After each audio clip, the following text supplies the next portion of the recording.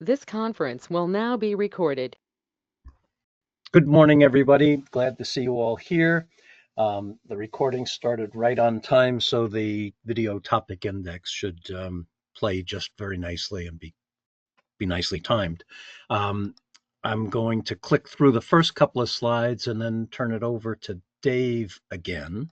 But as a reminder, everybody's been really good about their mics, and I like that they've been very good. You all have been very good about unmuting and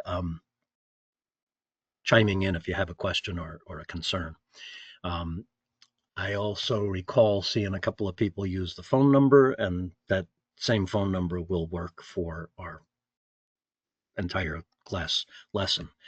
So we're almost here. We've got a 3D model of our sprinkler system. It's lacking a backflow preventer and some valves in the riser. So we're going to go finish that up from last Thursday, and then we're going to wait, and dress it up so that we can get it submitted and installed. So let's go finish up what we started or got to on Thursday. So this is the slide where we left off. It's renumbered to fit into this deck, and I'm going to make Dave the presenter.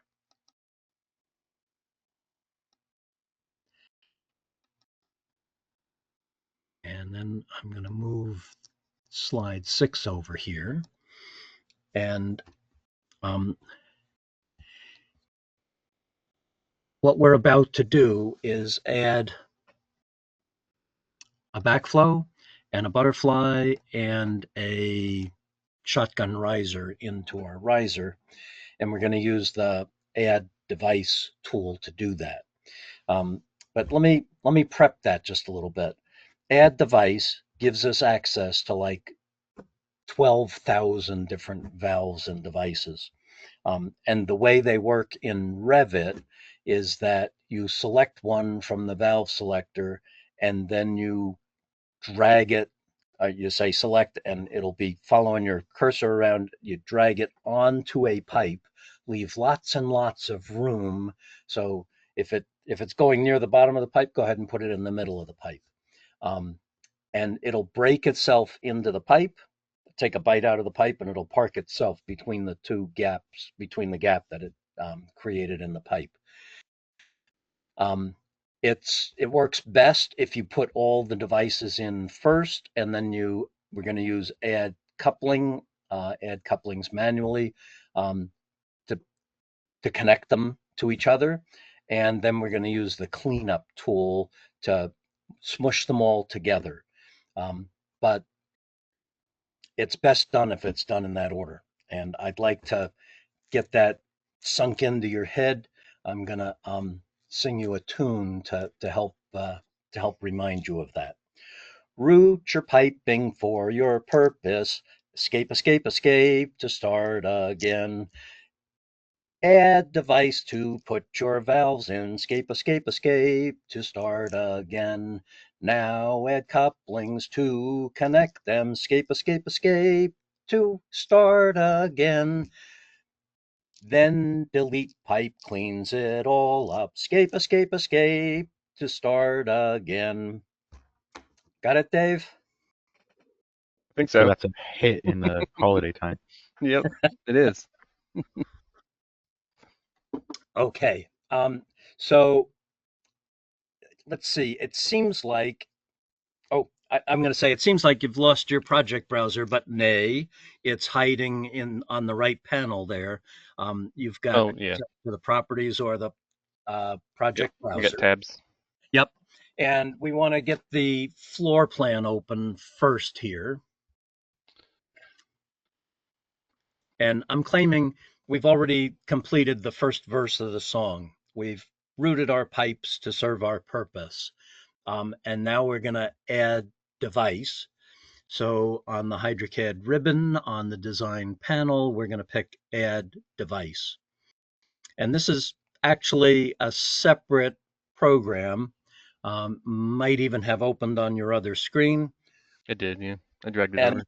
yep, like the I dragged it over and then it disappeared. Oh, Where did it go? decided to go back to the other screen. He just likes that other spot. Hmm. Um, so, like the toolbox, this thing can be updated in a heartbeat. So, there's 12,000 valves here. If you find one that you need that's not there, send an email to revitsupport@hydrotech.com. Include in the email the cut sheet of the device that you're missing. There's a small chance that Revit support will say, "Oh yeah, that's here, and this is how you find it." But there's a much larger chance that you're right; it's just plain not there. We will create it, add it to the valve selector, and the next time you open the valve selector, like magic, wow, there it is. So call us on it if you need it. The device we want to add is a backflow. And just before we click on that backflow, I'd like you to notice under the big word valve selector is three filters: type, end prep, and manufacturer. And under that is two view types: table and tree. Just switch between those two for a minute there, David. So the table is 12,000 valves organized alphabetically, and the tree is 12,000 valves, same 12,000 valves, just organized by sort of a hierarchy. I prefer the tree, but both of them work just as well. So we're going to click the plus sign next to backflow. And then I'm going to use just a simple double check valve. So we're going to click the plus sign on that first pull down. David, I'm not going to ask Dave this question, but David, why do you suppose there's end preps like FFFFF, FGGGF, FGGGG? Any idea? Flange groove. Yep, and the Fs are the flanges and the grooves are the grooves. You would think I got it. a different. I got a different table on mine. I guess because I'm on 26. Um, And my whole menu's different. Yeah, well, I've updated.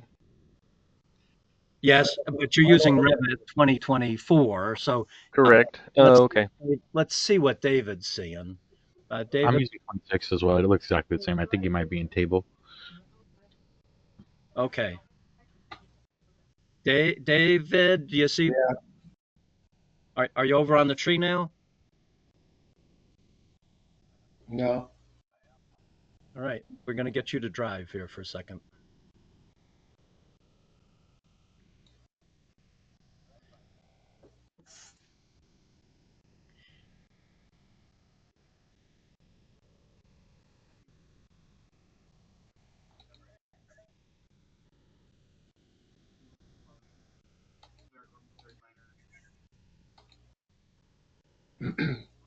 I hear you clicking, but I'm not seeing your screen yet, It David. ain't doing anything. There we go.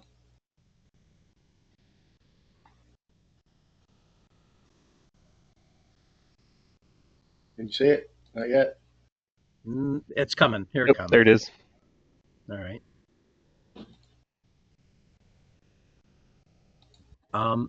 So golly, that looks an awful lot like mine, but I see what you mean about now it looks different to me. Um, Oh, move, try moving like the word all. Do you see the word all? Now, yeah, now click on tree. David, there you go. And then click on the plus sign for backflow and click on the the plus sign there. And then click, and I'm saying it's four end preps because a backflow assembly is really two check valves and then a control valve on either side of that. So the first G is at the very beginning.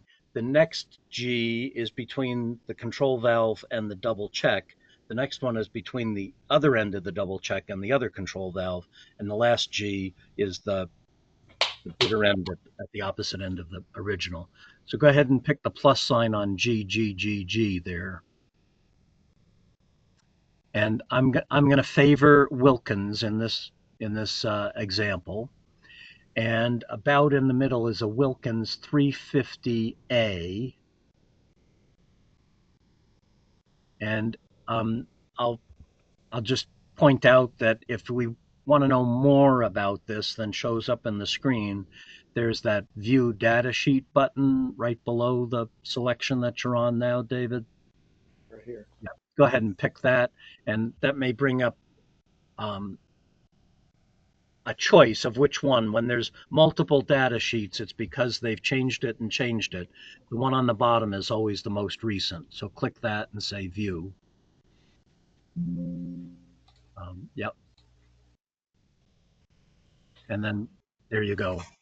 And I'll point out, if you study this, there's a blobby thing that's on the downstream side. So when we put this in, we want the blobby thing toward the system and the other end at the supply side. So we'll close this and close that selection box. I think you could close all tabs and close that thing. And now this time we're going to pick select.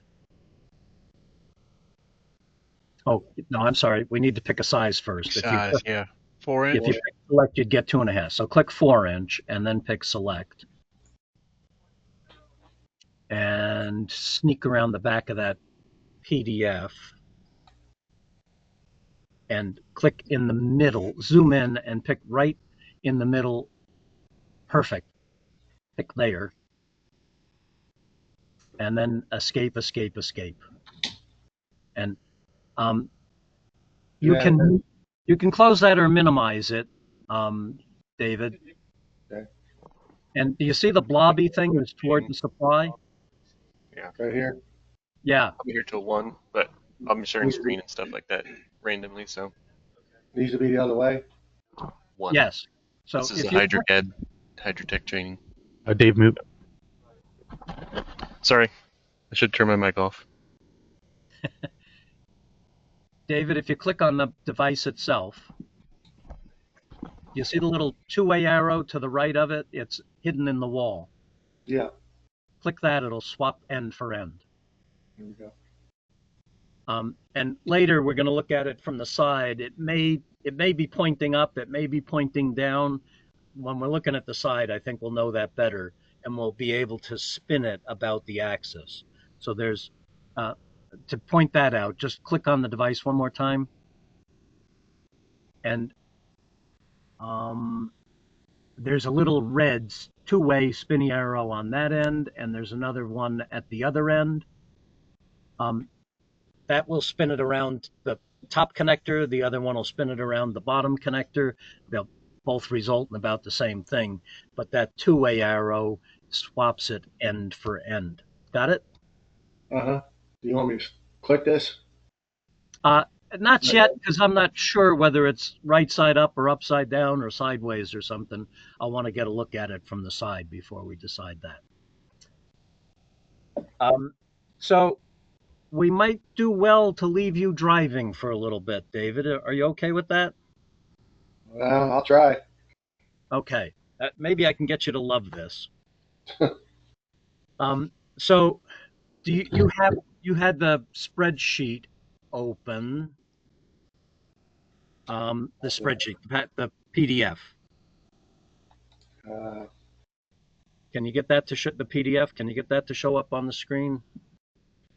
It's coming. I see that. This right here? Yep. And I want to click, slide down to slide number 7.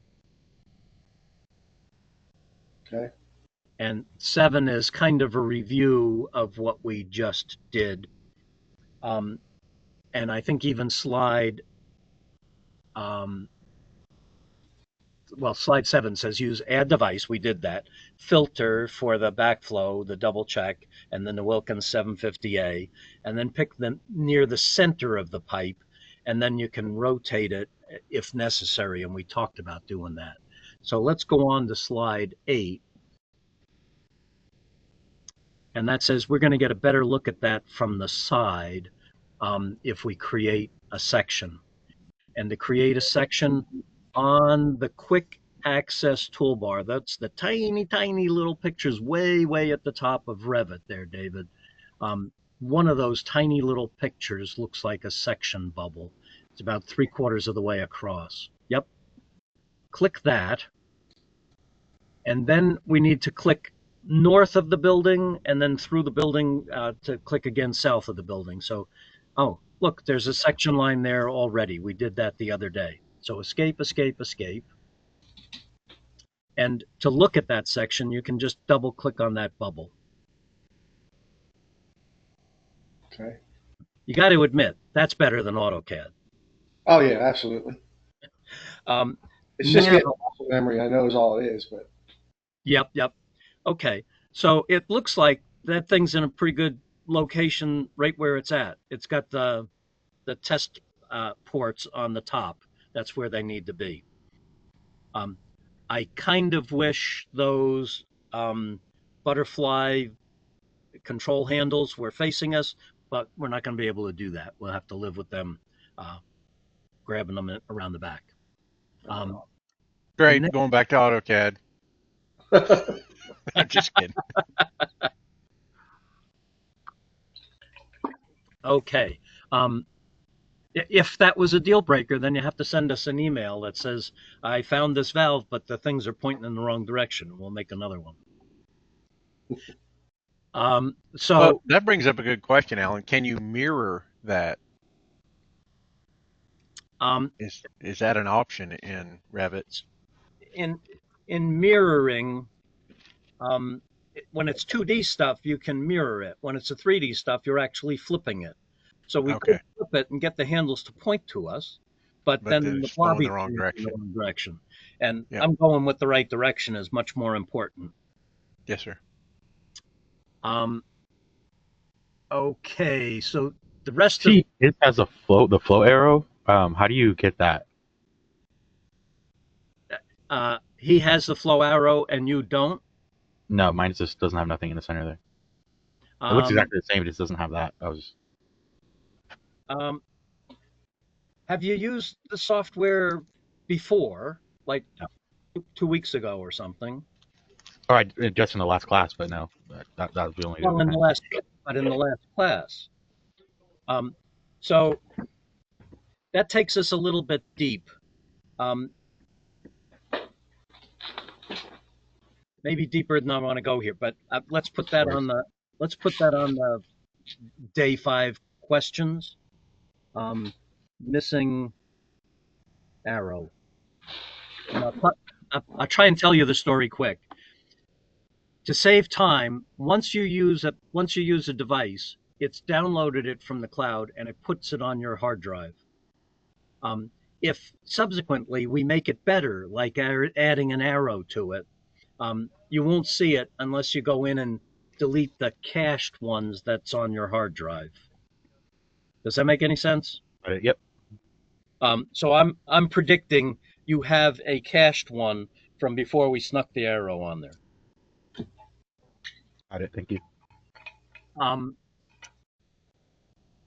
Okay, and then I'm saying all of the rest of slide 8 is talking about making this section, and we've got a head start. We did that last Thursday.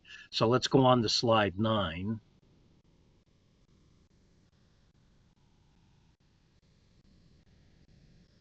Which talks about adding a reliable shotgun riser and a Victolic butterfly valve with a tamper switch.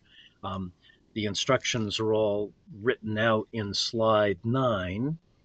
And David, if it would help you space-wise, I'd give you permission to take the PowerPoint slides and put them on your other screen so you can keep referring to them.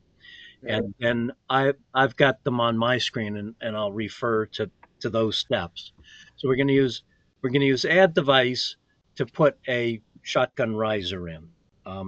You may have add device still open. If you look on your tray at the bottom, do you see the little green H? No. No. Okay, so pick add device.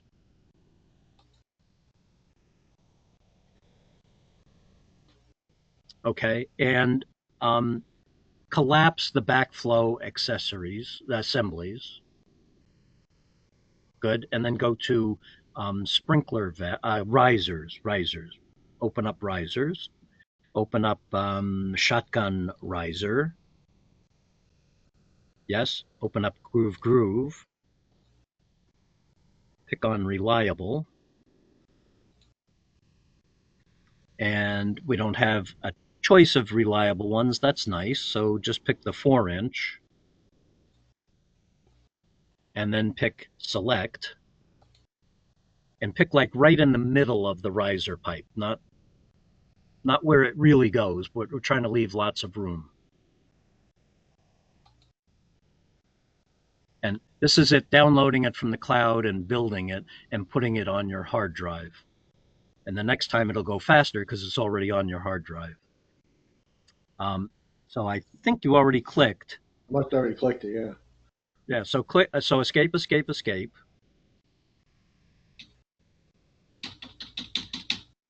I heard it. But Yeah, it's not escaping. He's still busy with the spinning wheel for some reason. Yeah.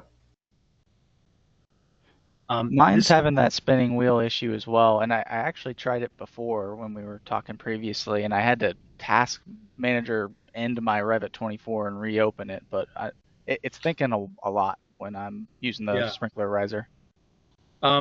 This is okay. I'm blaming that on Revit 26, but you said you had that problem in Revit 24? Correct, yes. Mine's still on the thinking wheel. Mine is too. Mine stuck it in there, it looks like. Yes. I'm still thinking. Still thinking, and screen went gray. Yeah, me too. I'm still thinking.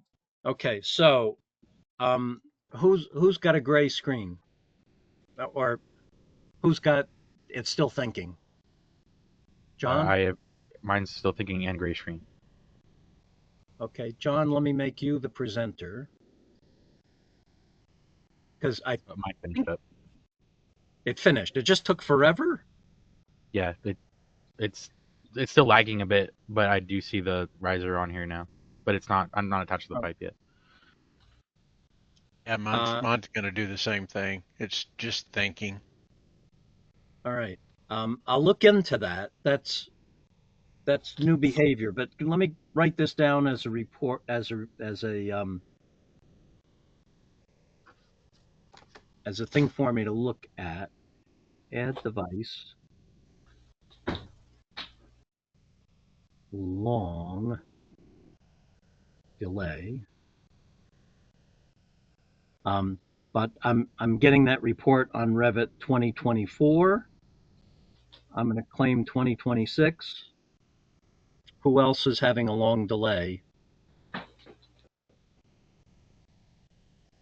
David, Revit 24. Okay, I still have 24 and I have 26. Anyone else? 24 also. Okay.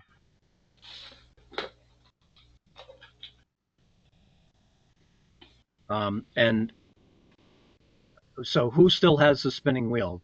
John, you still have a spinning wheel? I still have a spinning wheel, but it inserted the device.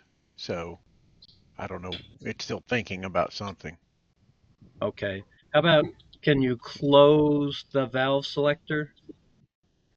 Let me try. There. That's closed. Still spinning.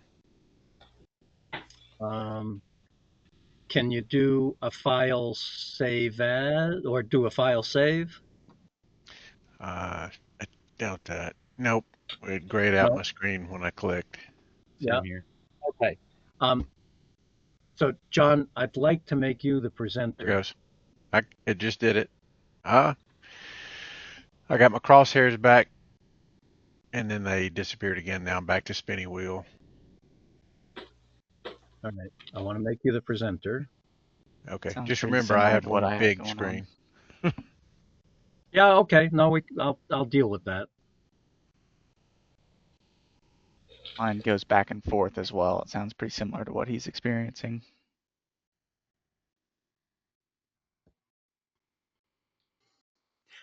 I usually catch these things because I go through absolutely this whole process. I did it last night.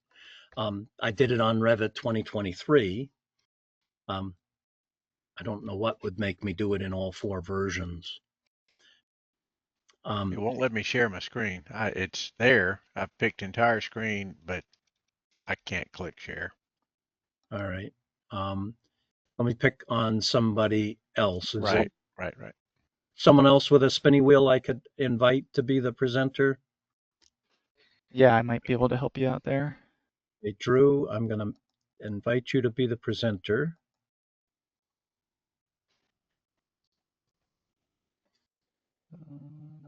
Yeah, it does not like these devices. Curious, and maybe it's this particular device because the backflow worked fine, yes? Yeah, correct. Backflow worked fine for me as well. Yeah. Can you So see my screen? I do, Drew. So try Control Alt Delete.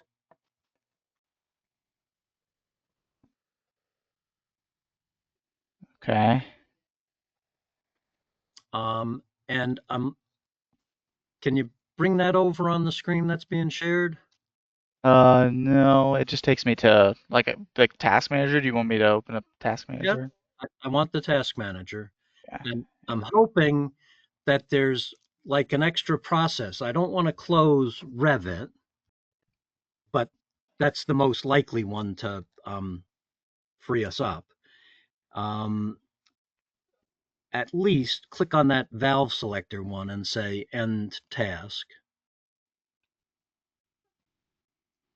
And then I still see the spinny wheel. It looks like So yeah, the screen went less gray, but it's really still gray. So Mm-hmm. go back to the task manager and scroll below where it says background processes and slow down. There's an Autodesk Revit, 2 of them. Do you see that under back? Mm-hmm. Let's and that let's try ending both of those. Okay.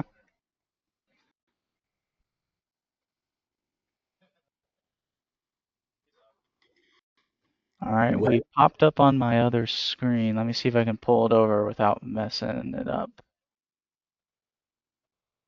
but still a spinny wheel. So spinning wheel, but not gray. Oh, Well, as soon as you and click on it, I think it's going to go gray. we disappeared altogether now. Where did we go off to?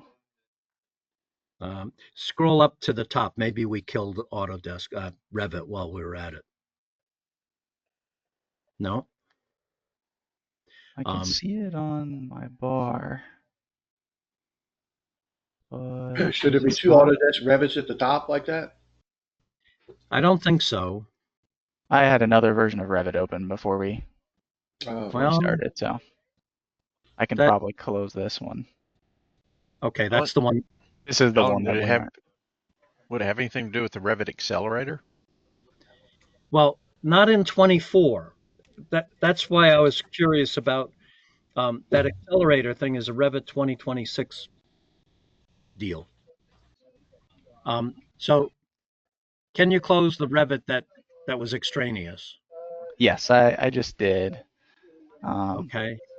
I'm And still now we having a can't. hard time finding where the other Revit went. Yeah.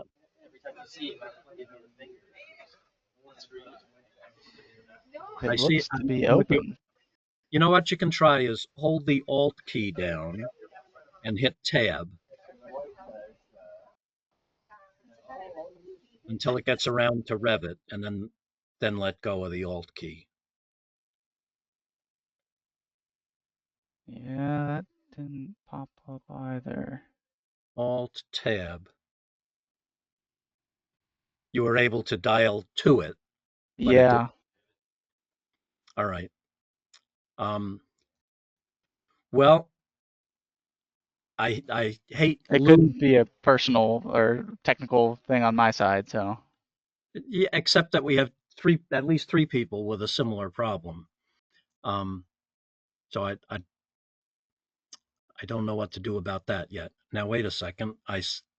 There we go. And it's back. Escape, escape, escape.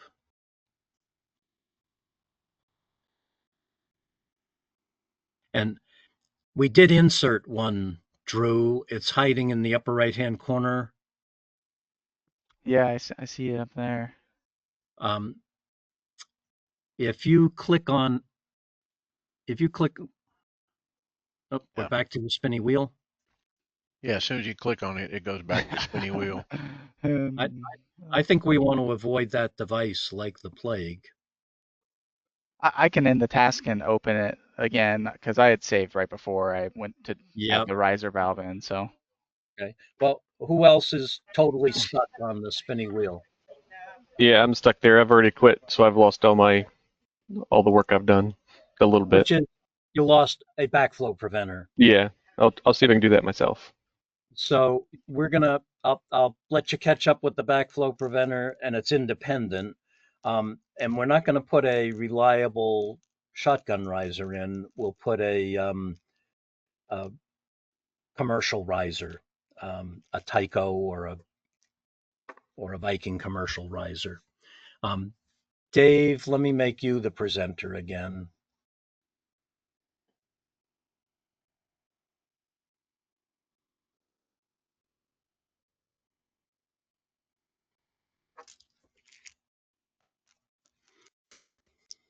All right, so I got the backflow preventer back in.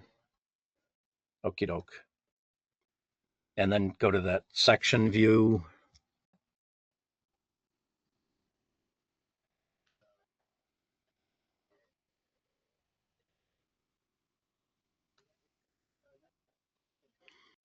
Okay, and Dave has his valves upside down, so he can swap them around. But Dave, on yours, the blobby thing is on the supply side. Blobby thing. There's reading from left to right. There's well, I don't have to do that at all. Do you see that directional arrow that's showing up there? Yeah, it needs to go the other way. It needs to go the other way. The reason for this device at all is that the Public Water Works has gotten really, really jealous of their water, and they don't like sprinkler water at all. If it sits in those pipes for a long time, it gets all dirty and yucky, and they say we don't want people drinking that. So forever, the sprinkler system has had a check valve on it that lets water go in and not come out. But they said that's not good enough. We need a double check valve to make sure, absolutely sure, no water gets back in our drinking water. And so the direction arrow is important. If you put it in backwards, it's sort of inviting the dirty, yucky water into the drinking water, and preventing the city from putting water into our sprinkler system. Okay, so one more try here. We're going to do AD for add device.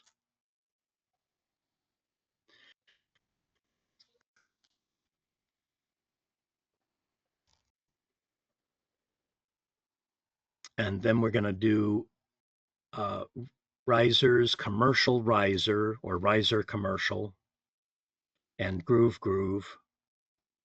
and Viking, and 4-inch, and select.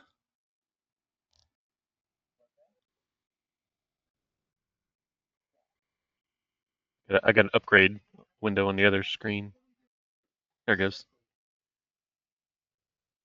There you go. So just click there, and then escape, escape, escape, and then close risers and open other valves,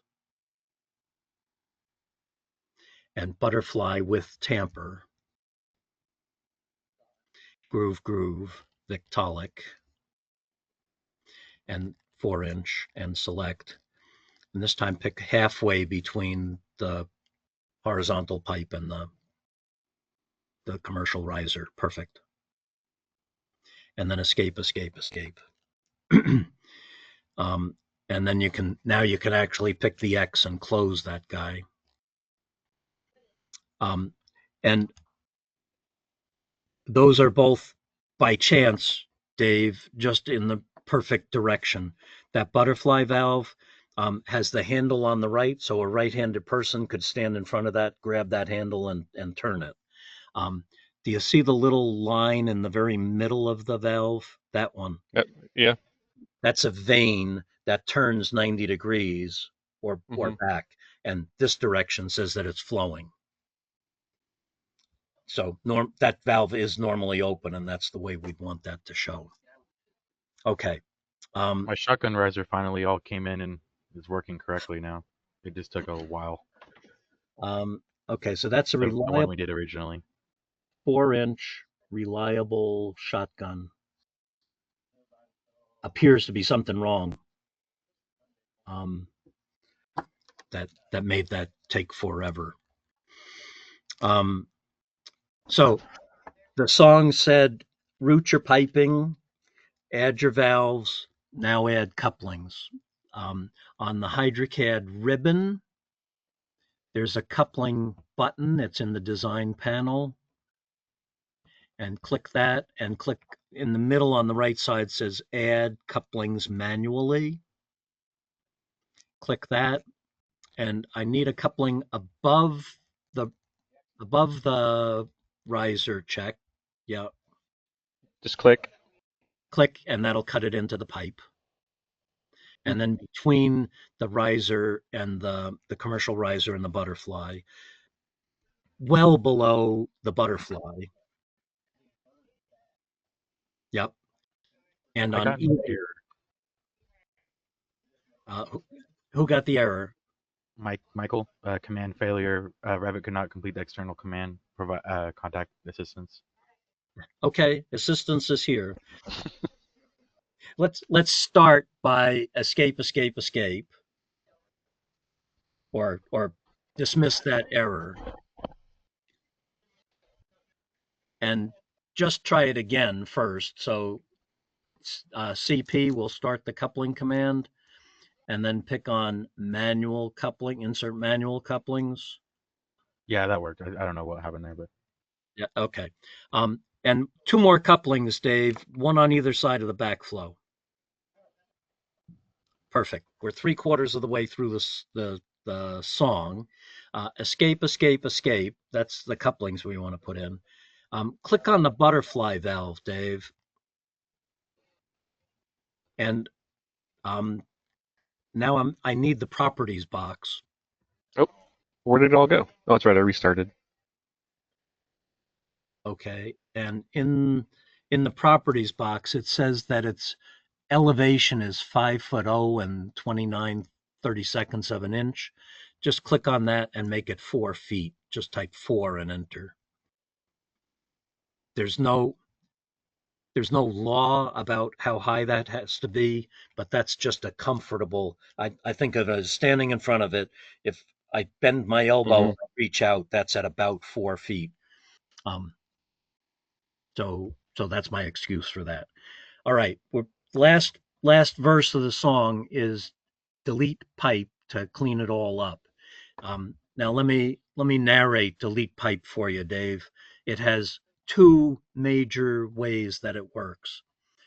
We're going to pick it. We're going to have nothing selected, and we're going to pick the button that says delete pipe. And then if we pick on a pipe, that pipe is going to get deleted. If we pick on a fitting or a valve, that'll be the first of 2 picks. That fitting or valve will stay put. The fitting or valve on the other end of the pipe, when you pick it, will move to meet the first pipe you picked, and the pipe between them will disappear. So I'm going to use both of those schemes, but I want to warn you about it ahead of time. So escape, and pick the delete pipe button, which is on the HydroCAD modify panel. And now pick the butterfly valve first, and second, pick the coupling below it. Do you see the pipe between them disappeared? Yep. I like now that. pick on the butterfly and pick on the coupling above it. And now there's a really long pipe between that coupling and the riser, the commercial riser. So instead of picking the coupling and the commercial riser, I'm going to have you pick on that really long pipe, but pick below the middle of it. Yes. That way the pipe disappears and the thing near the bottom of it stays. The other one moves. You with me? Yeah. And zoom out a little bit. We have a really longer pipe above that. So pick near the bottom of it and the pipe will disappear and the coupling will come down to the bottom. The two pipes on the butterfly seem far enough apart. You could get away with just picking the, you're not going to pick on that pipe, Dave. I want that butterfly at 4 feet. Oh yeah. But the backflow, I want to pick, let's do it two different ways. Pick the backflow and pick the coupling to the left of it. But this time pick the pipe to the right of the backflow near the backflow.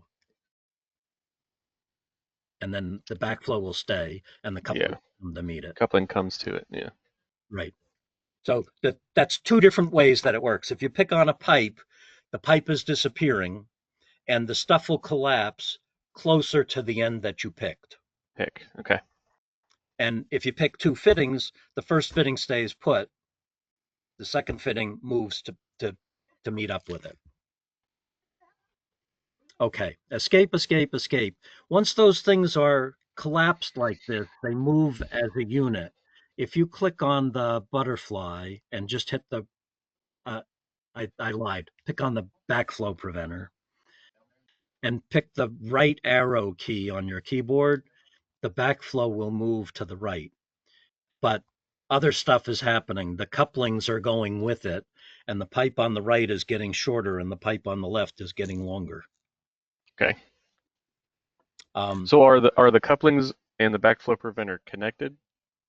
That every pipe has a connector at both ends, Dave, and and fittings have multiple connectors. They could have one to many connectors, but couplings have two connectors, and butterflies have two connectors. So the pipe, the right end of the first pipe is connected to the left connector of the coupling. The right connector of the coupling is connected to the left connector of the butterfly of the backflow. Backflow. Okay, so there is a connection between the two. Okay. Yes. I don't know if there's a tiny piece of pipe there. Okay. Way back, we weren't smart enough to actually get rid of the pipe, so we just smushed them together so that there was a tiny pipe, and then we said, "Oh, but we could do better than that." So this version lets you do that. And it would behave different if there was a tiny piece of pipe between them. It would be yelling at you that one's everything couldn't move. Yeah. Right. So I'm just trying to clean this up a little bit and say we don't need a 15-foot run of pipe there. So I want to drag the backflow preventer to within about a foot of the underground lead in there.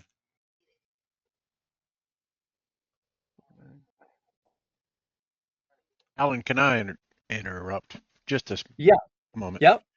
I got behind because I had to close out Revit, come back in because of the spinny wheel thing. And yes, and my apologies for that. That's okay. So what I'm having trouble doing is I got my alarm valve in, or my shotgun riser, whatever you want to call it. Yep. I got that in. I got my control valve below it. I can't find where couplings is on the valve trees. Okay. It's a fitting and not a valve. So escape. Okay. You're done with the valves. Escape. And just type CP. That's getting you the coupling, the Hydrotech coupling command. That's what I missed. That's it. And then you see in the middle on the right side there, it says manual coupling. CP. There we go. Do you see it? It says manual couplings. Add manual couplings. I don't. Let me try one more time. Okay. You should get it when you do CP. You should get a dialog box that talks about couplings. Yeah, Nothing's really happening when I hit Okay. CP. So escape. There it is. There it is. Coupling gap, add couplings, add coupling manually. All right, That's got it. coupling manually. And then you want to go above the shotgun riser, between the shotgun and Got it. and Gotcha. then you heard me telling Dave about fitting, it'll get rid of the guy between it, or pick on the Yep. pipe near one end. So Dave, let's grab the riser pipe. Just select any part of the riser. And if you right arrow now, that one device will move to the right. But anything parallel that's connected to it moves with it. I guess I'm How far preaching. is that moving? The arrow button is a random amount. Mm-hmm. The more you're zoomed in, the Based on less your it. zoom or something? Okay. Yes. Correct. Yeah. But don't try and calibrate it. There's no way to There's no. calibrate it. If Okay.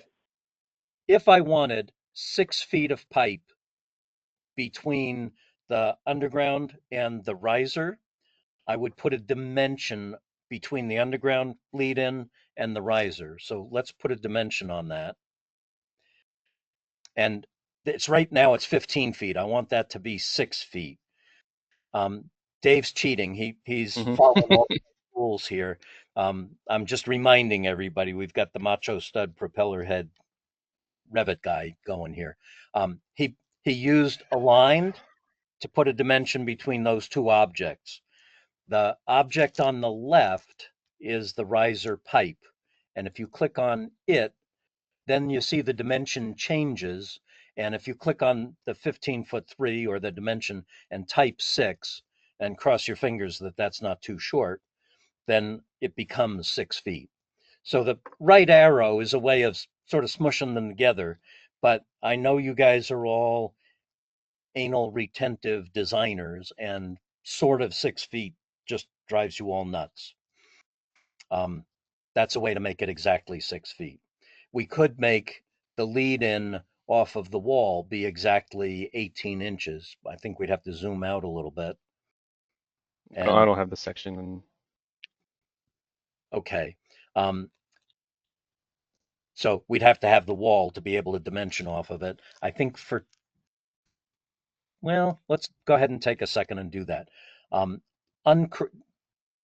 There's a property for this view that says crop view, uncheck that. And then go to the insert ribbon and then link CAD and go to CHES, basic training.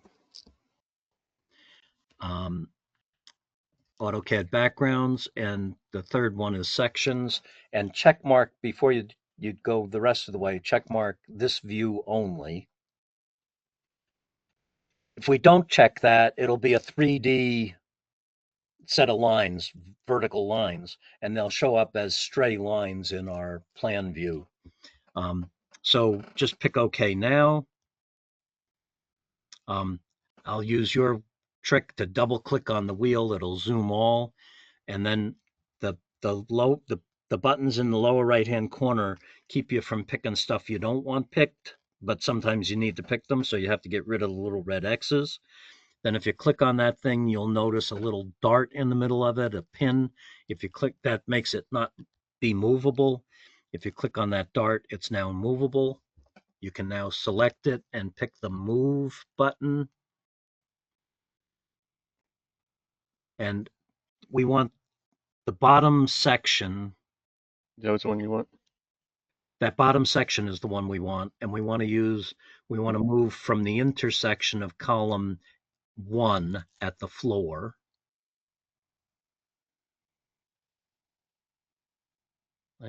Oh, It looks is like this over here in the corner?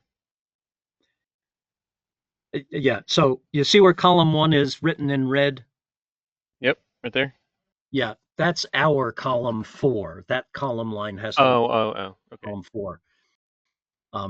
The architect actually wrote that backwards, but So how am I? Move it way I out. move this 4. Drag it out of the way entirely. Yeah. There. Okay. Now, when we're moving, we're going to move from the intersection of column 1 and the floor to the intersection of column 4 and the floor. So move That point right there. that point right there to that point right there. Okay. Okay. And now in the view, we're going to turn cropping back on. And then click on the outside crop box. Might as well get the rest of the building here. And drag the right side of that over.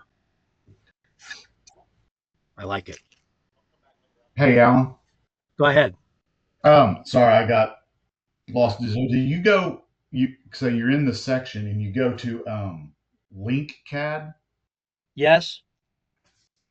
Okay. And then just pull that section. Yeah.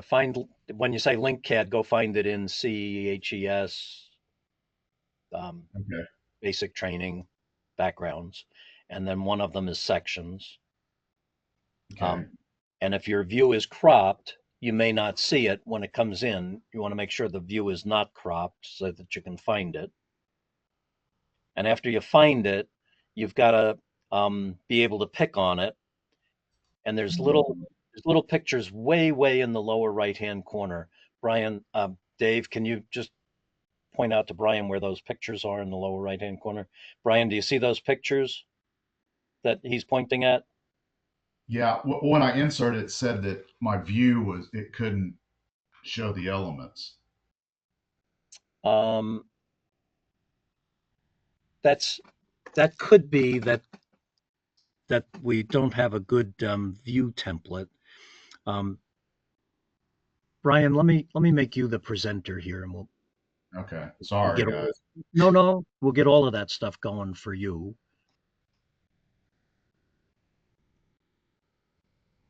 If we had the section that we were able to click on, we don't have to import a section, right? Or are we trying to do that? Correct. Right. Correct. Okay.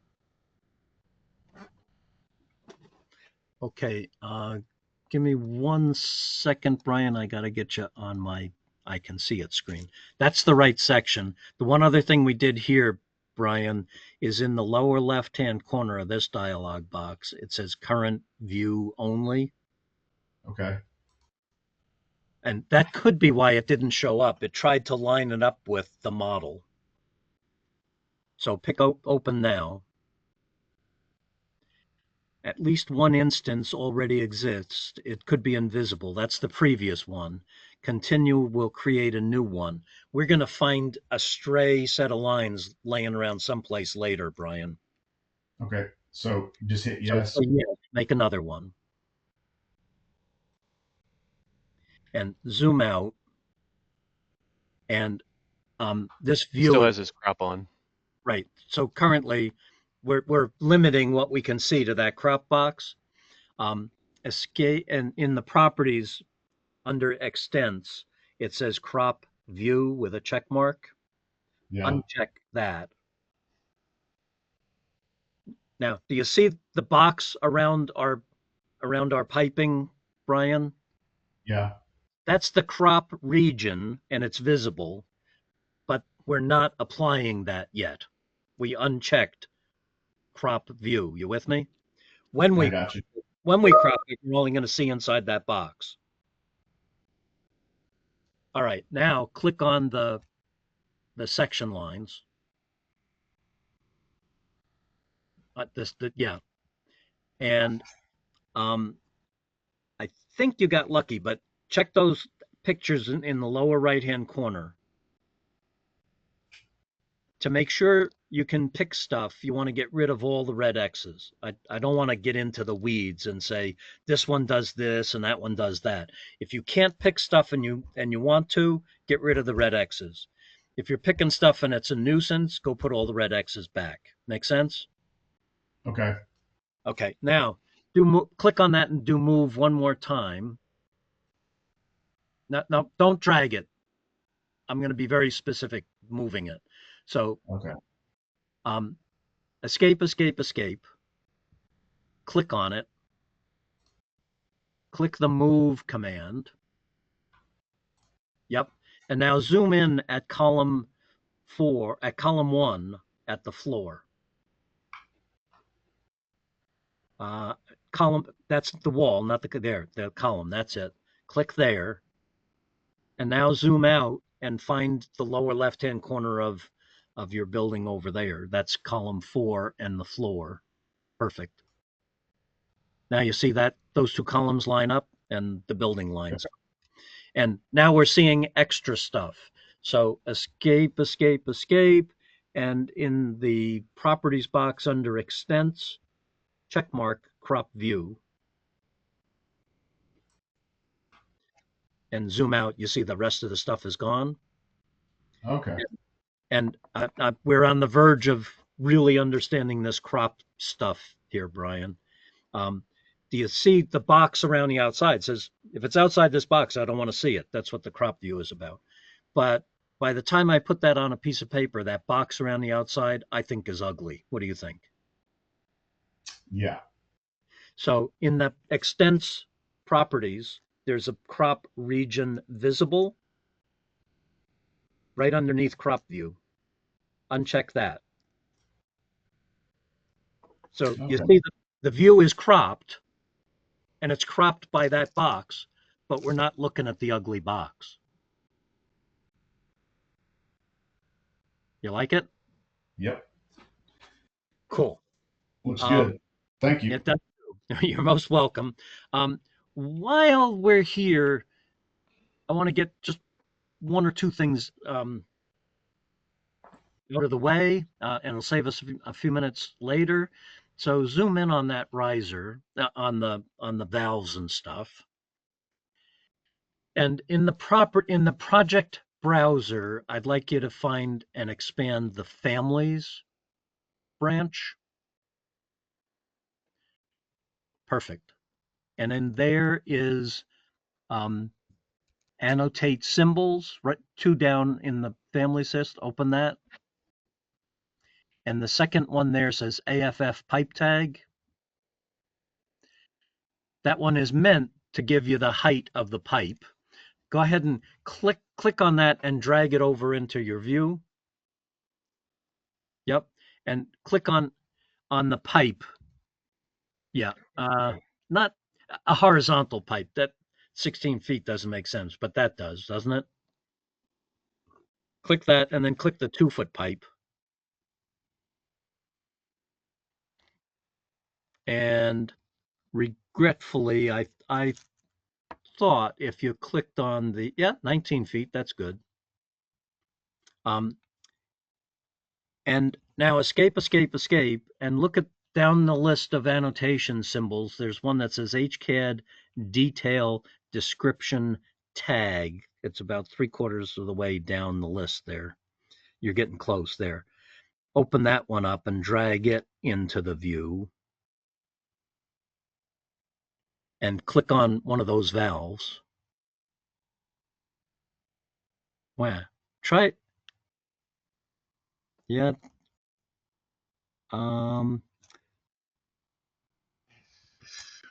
Mine worked. Yeah, surprising. Let's try 2 down from the one you're on says HCAD fitting description tag. Escape, escape, escape. Yeah, open that one up and try it. Fitting description. Try fitting description.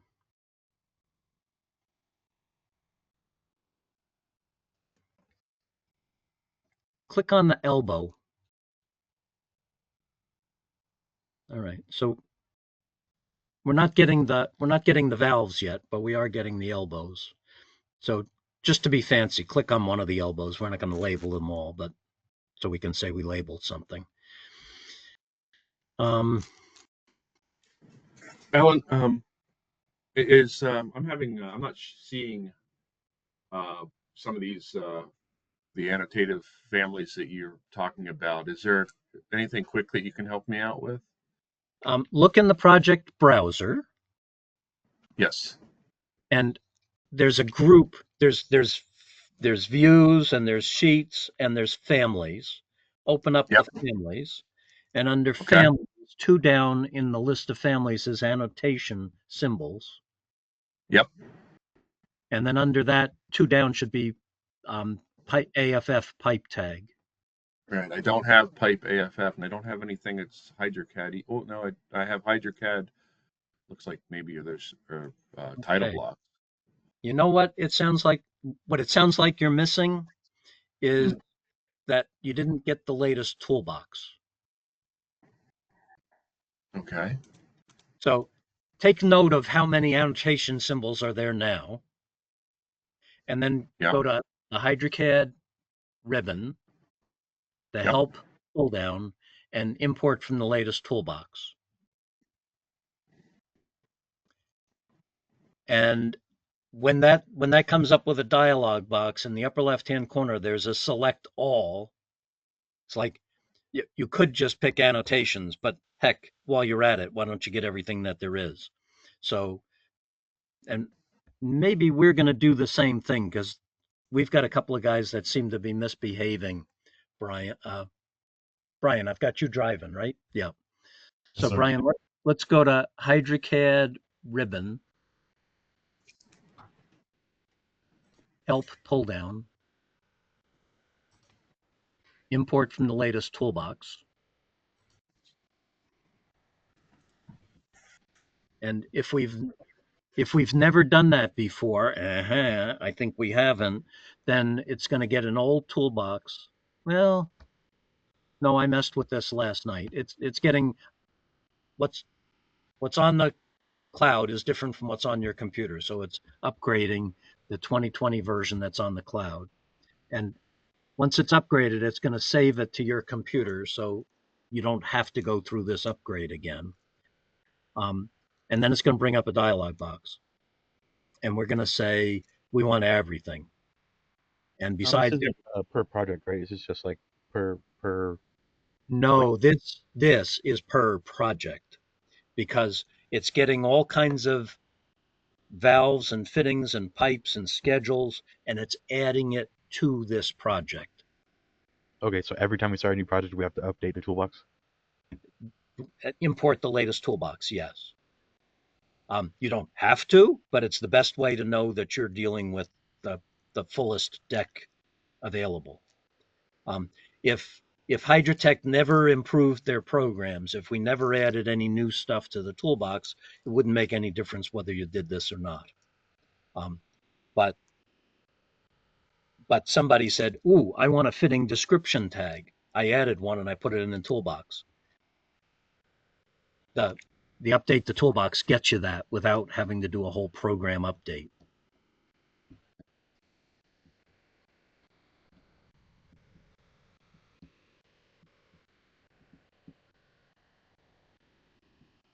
I think we're just about there, and there is going to be that dialog box we were talking about.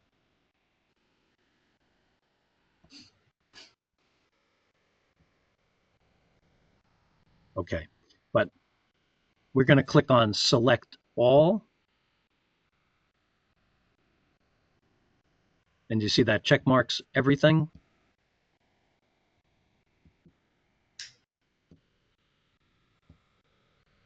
And Okay. and Brian, just to be safe, I want you to click on override.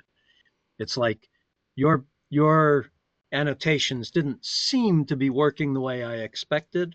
So whatever ones are there, I want the ones that are there from the toolbox, not the ones that are in this project. Okay. And then continue. This is a it depends kind of a thing. If you're working on a project and you've been working on it for, it's a big project, and you've been working on it for a year and a half, override is an unlikely thing for you to do. You don't want the definition of an elbow to change, halfway into a really big project. Yeah. If you're in a brand new project, there's no reason not to pick override. It's like, I want the latest stuff. Why should I not be using the latest stuff? So that's why those 3 options are there: ignore, or duplicate or override. Duplicate says, yeah, I want to know what the new elbow's about, but put it in its own place. Don't override the ones I already have. I'll decide about that later.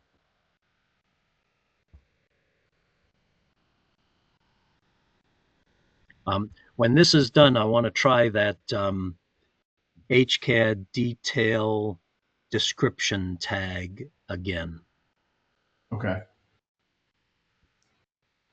And I'm claiming whether it works or not, it'll be working differently because we went to the cloud and because we got the latest and greatest from the cloud and said, I want to be working with the definition of detailed description from the cloud.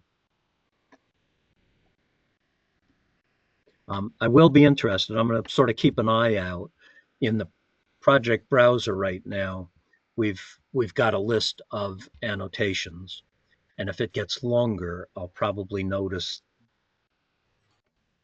that it got longer.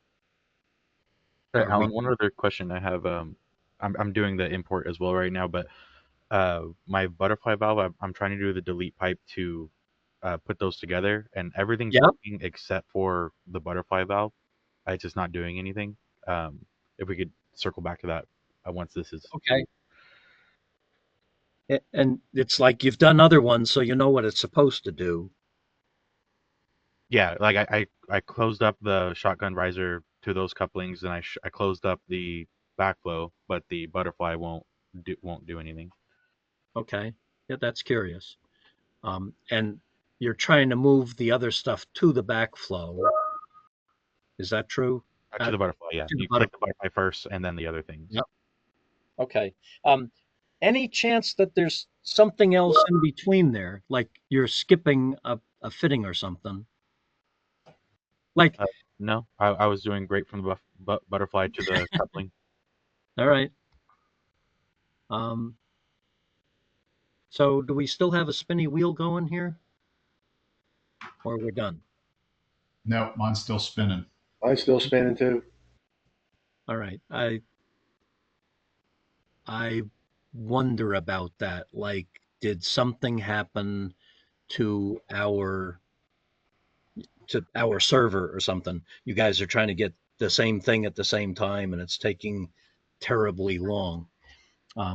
That's a clue. Mine finally just finished, and it brought up a pipe fitting schedule and a detail legend tabs. Okay, mine just finished. I think so. Yeah. My screen just went.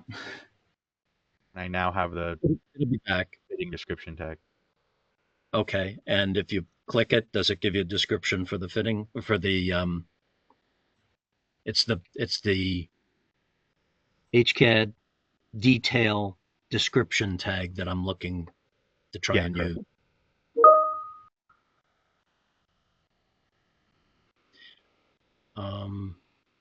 So while we're waiting on this, who can I make the presenter so we can find out about the butterfly valve? Me, Michael. Michael.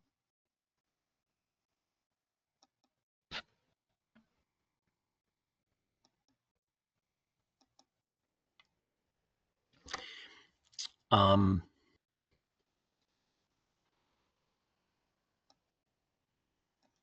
I go here, delete pipe, click on, and it doesn't. Click the butterfly, then click. Yeah, escape. Start one more time. Up. I see the problem. Escape. Hover over the pipe that goes above the butterfly.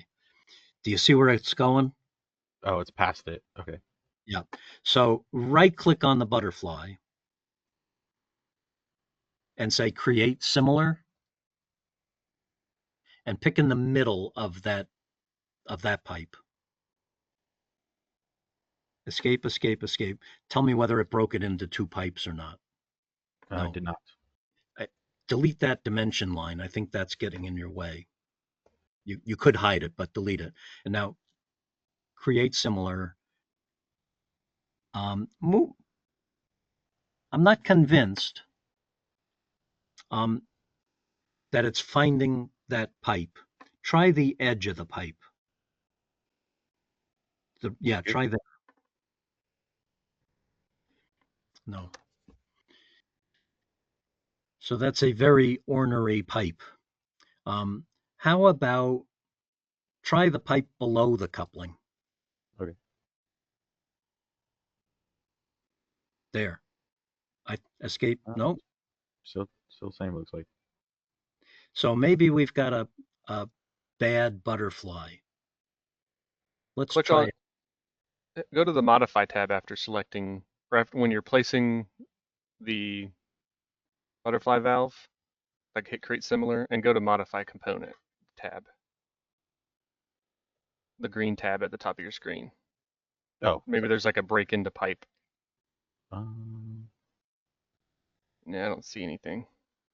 I don't know. That was my Revit guess. Okay. I'm getting mad at the butterfly valve. So Yeah. escape, and do add device.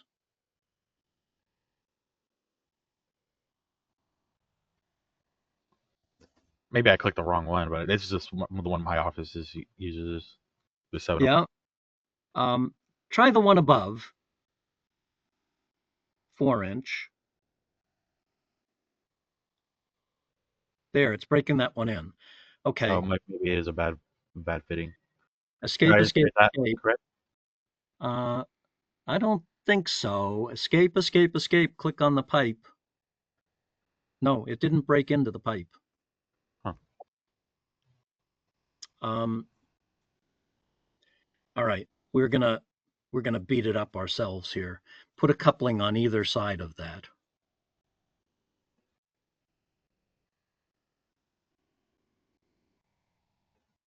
That's not right. That's a graphics thing. We okay. Escape. Click on each of the couplings you just created and the pipe that got created between them, and delete that. Now, click on the butterfly valve, and there's the modified ribbon is up right now, Michael, and in 2/3 of the way to the right is a panel that you can't read real easy, but it's a pink panel that says HydroCAD. Oh, this one, yeah. Yes, the button right above that says to this, connect that. So click on that, and then click on the pipe above it. The family is connected to a network. Networks we can always blow off, so just disconnect.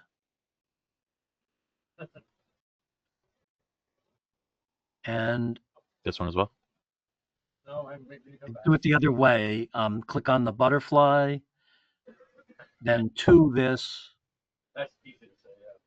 to this, connect the pipe. It looks like it's not aligned. It looks like that It pipe should is have. sloped. Yes.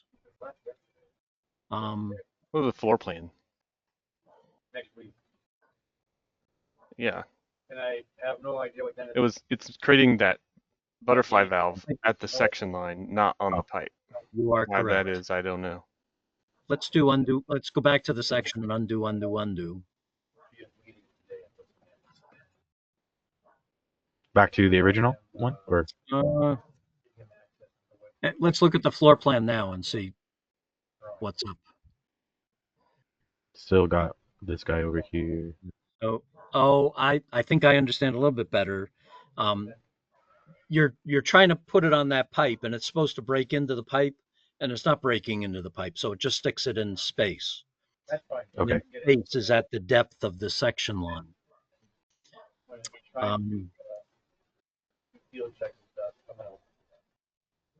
I don't know. I try again now, but I don't know. Yeah. I used your drawing as well when I started today, just to make sure everything was solid. So, 4-inch. I mean, it would just be like right here, right? Right there. Yep, right there. There. That looked like it broke. No, Same. it didn't. Okay. Erase that. Erase the tag that's there. All right. Did you get all you need for Delta? All right, so all the tags. All right. That should be plenty. Now erase that thing and try add device again. All right, Gary, sounds good. Want to make sure you got everything. All right, talk to you later.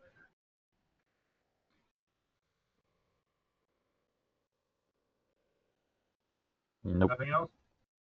So it just plain stopped working. I'm not. I moved on.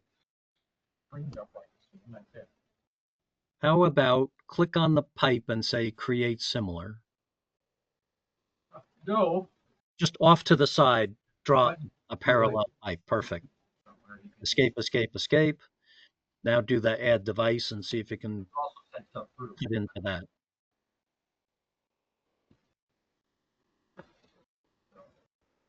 All right, Gary. That one worked. Huh. There's something wrong with this pipe. Goofy going on with that pipe. I'm gonna be really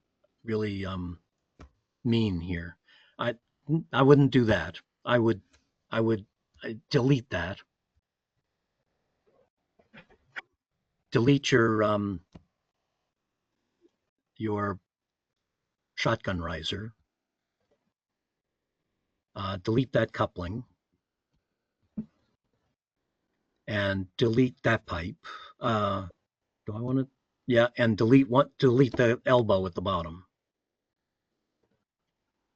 Okay, now in the modify ribbon, so click on modify the ribbon. Yep, there's a trim and extend, the equivalent of fillet.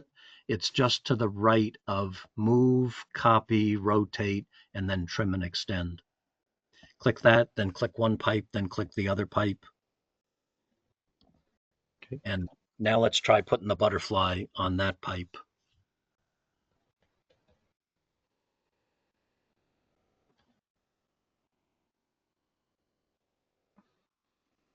Good. Escape, escape, escape, and then go put the shotgun. That looks good. Okay. Riser, shotgun.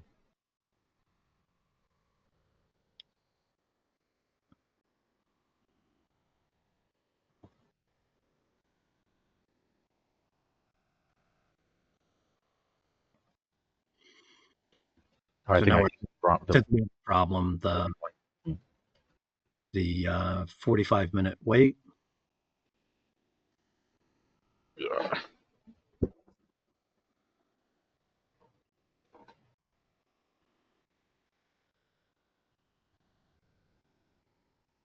I figured since it was already downloaded, it'd be faster this time.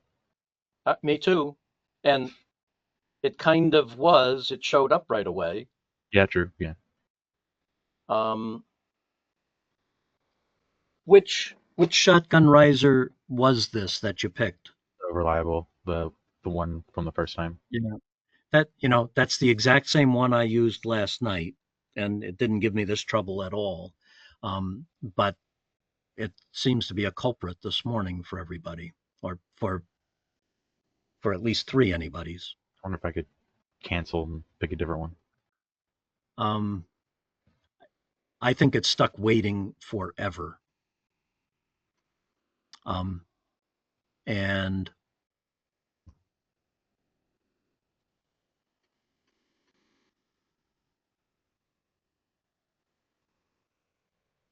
And I'm going to say let's just wait on it, Michael. Okay.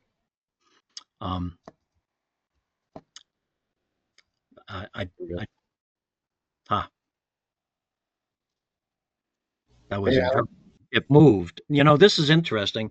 Am I right? Did it move? It used to be further to the left. So it was about right here. Yeah, it's almost like just trying to track the mouse and having issue. Yeah, I'm going to say it's like that device has 100,000 million lines in it. And for it to represent it, it says, oh, you want it here. Give me a second. I'm going to show 100 million lines. Oh, you want it there. Wait a minute. I got to go redo it. That's my interpretation of what it's trying to do. And that it's Revit that's hooked up, that's given us trouble. Someone else had a thought or a question? Yeah, it was me, Alan. I went through that whole process of updating the toolbox, and it did it. It says down in the left-hand corner that it's ready, but the drawing's locked up, just totally stuck. I should be good for this point if you want to jump over to his. Jumping over to a machine that's locked up is just no fun. I don't want to go there. Everything like I still got you here, and it's just this drawing's locked up. I don't know why. Yeah, yeah. I guess but Michael, I'm going to advise that you keep your mouse right close to that piece of pipe, because and can you click? Go ahead and click there.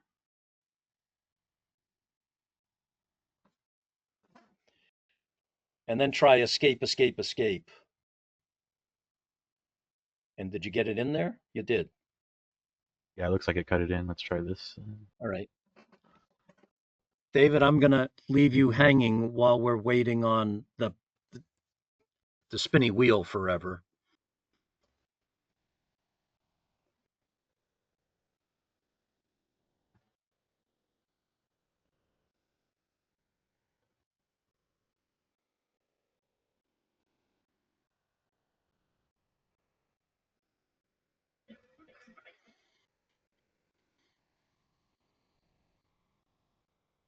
All right, now we're getting somewhere. Okay. I believe that's all in now. I got one bit of bad news. I got one bit of bad news for you. What's that? I think your shotgun riser is upside down. Oh. Undo, undo. Oh, do you have to flip it before you do that? This is the time to, if you're going to swap end for end, you'll get away with it real easy before it's all smushed together. Let's do it this way. Perfect. See. Oh yeah, I can see. Okay. Yeah. So coupling, hit this guy, coupling.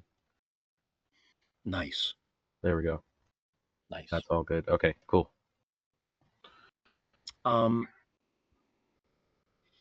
So put this back on. Ugh.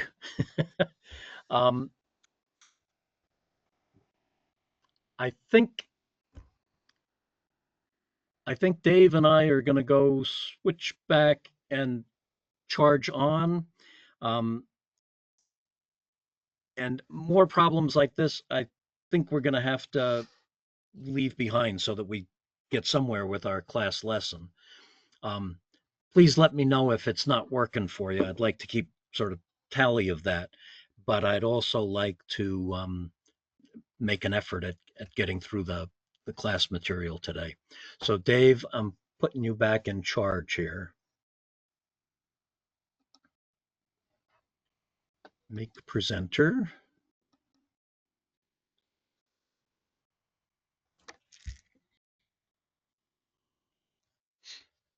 All right, I'm back. Okay, and we're going to put, we're going to go look at slide 10, which is a summary slide from all of what we were just messing with. The slide itself says use SL. Let's see, how'd you get to, why does yours say 45 and mine says? I brought up the PDF that we used last Thursday. Okay, that's fine. Then go to slide 46, which is my slide. Oh, then 44. Go backwards. SL, yeah. Yes. Okay.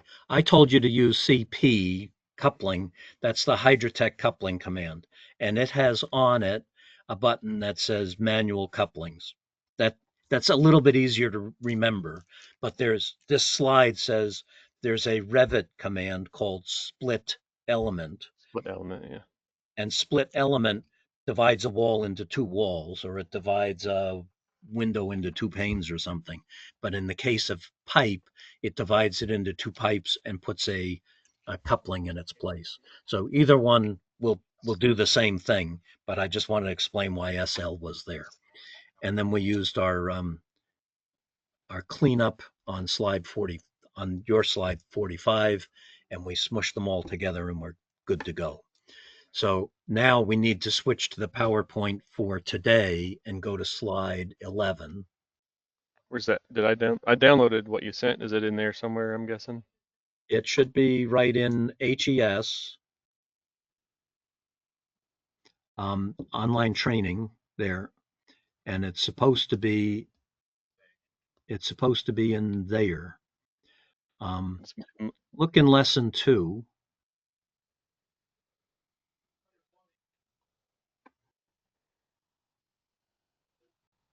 That one right there? That's it. That's the one.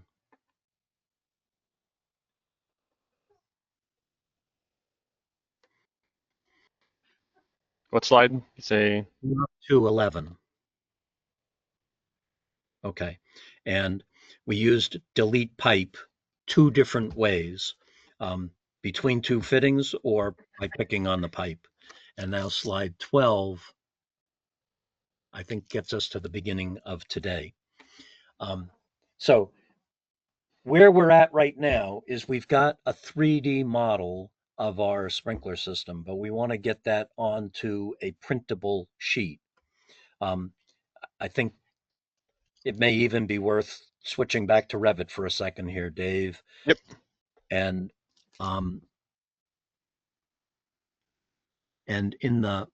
you have a 3D view already open on your tab, or in the project browser, you could pick 3D. And now you see our 3D view includes the valves and stuff that we just put in. But we don't send this to the field. We need a title block that says what it is and who it's for and all of that stuff. And then we can have multiple views on that sheet of paper. And so slide 12 talks about adding sheets.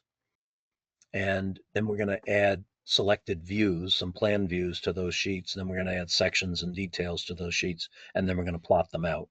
And like I told you before, when we're doing blue slides, we're doing add sheets. When we're doing yellow slides, we're doing the plan views. And the summary is across the bottom, what we're about. So let's click on the slide 13. And in the project browser, we found families before. We're now going to find sheets. And one of the sheets that's already came with the template is a 24 by 36. So we're going to click on that and rename it FP1 Plans and Details.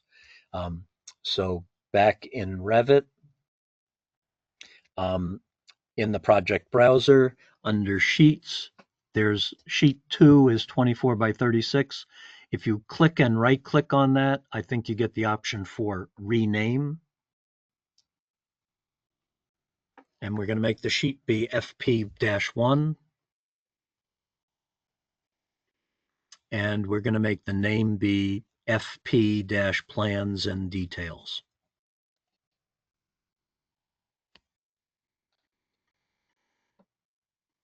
Good.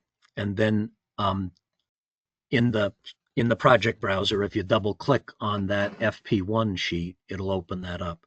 And there it is. It's a title block. And slide 14 says we're going to fill in some of the typical title block information. Like we've already changed the sheet name, but we want to click where it says owner and make that say Revit class 2503. And the project, we're going to make 60 by 80 warehouse. And the project number, we're going to make 2503.1. And we'll put your initials in, and we'll put my initials in, and we'll put a date in. So we're going to kind of fill out the title block. So back to Revit and zoom in where it says owner. Title block says at the HydroCAD. bottom. Yeah. Oh, okay, it's a different template. Got it. And make that say Revit class 25-03.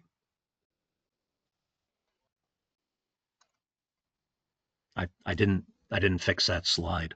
And then project name, make that say 60 by 80 warehouse.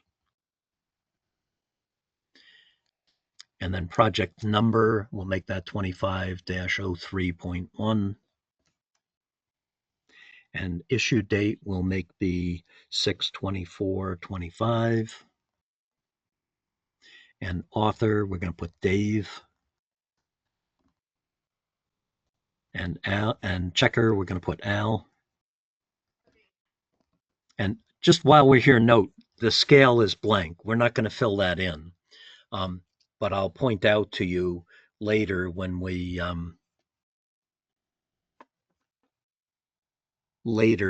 drag a view on, that scale will match what view we dragged on here. So I'm going to have us go on to sheet 15. And oh, wrong window. Sheet 15 talks about we got a title block that was already in our template. I sent out a set of title blocks as separate drawings. I want to show you how to get to them. And Revit has title blocks that are separate drawings. And I'm going to point out a video where you can make your own and save it to the disk drive and bring it in as a separate drawing. But for right now in Revit, I want you to go back to the project browser that says Sheets and right-click on Sheets All at the top of the list and say New Sheet. And these are the sheets that are already in the view, already in the template. You could just make a new sheet that's like one of those, or you can pick Load ... You want me to? Yes, and we're not going to actually load one, but I want to show you how that thing works. By default, it takes you into your Revit data. So you're in Revit 2024. It went down to Revit program data, Autodesk, Revit 2024, libraries, English, US. And in US, there's annotations, or just check. There might be one that says title blocks here. Just pan down. I think, yeah, there is, yeah. Okay, so you have the Revit content installed besides the Revit program.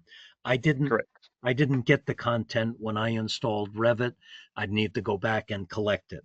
So many of you may not see what Dave's seeing. However, all of you should be able to see what we downloaded today. Where was it? I think if you go to this insert and you do load Autodesk family. Yes. That takes you to the same stuff. It's just in the cloud. Right here. Cool. And is there title blocks there? Title blocks.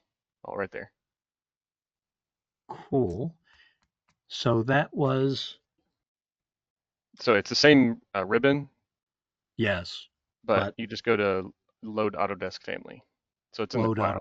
So instead of them putting it on your C drive, they just have it available in the cloud. But I liked it on my C drive, so that's why it's there.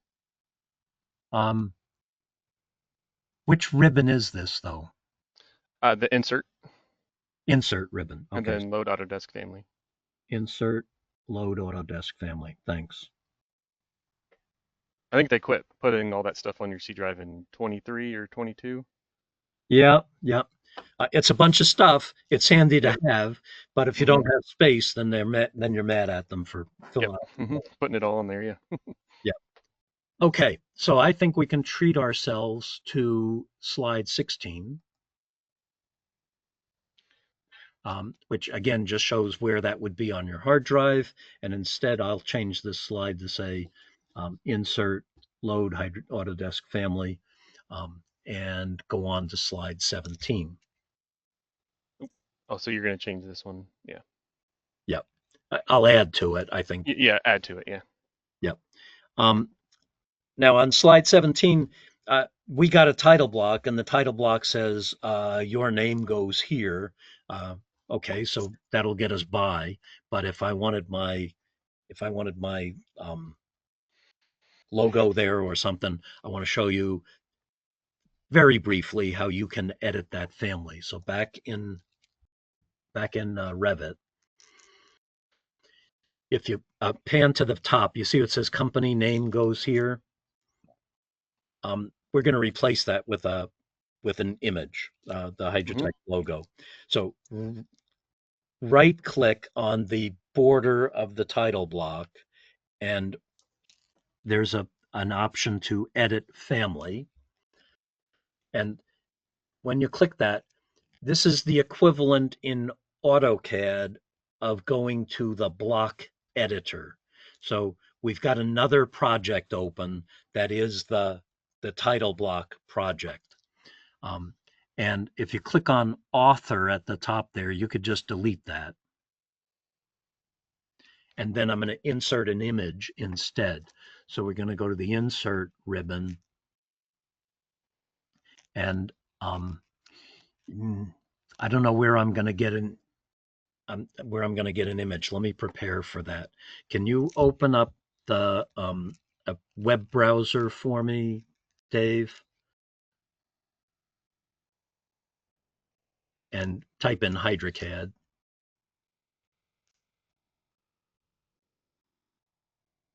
Can we just find a random image?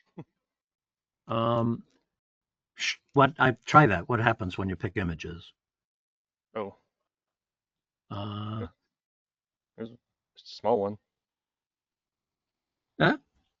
That's an image.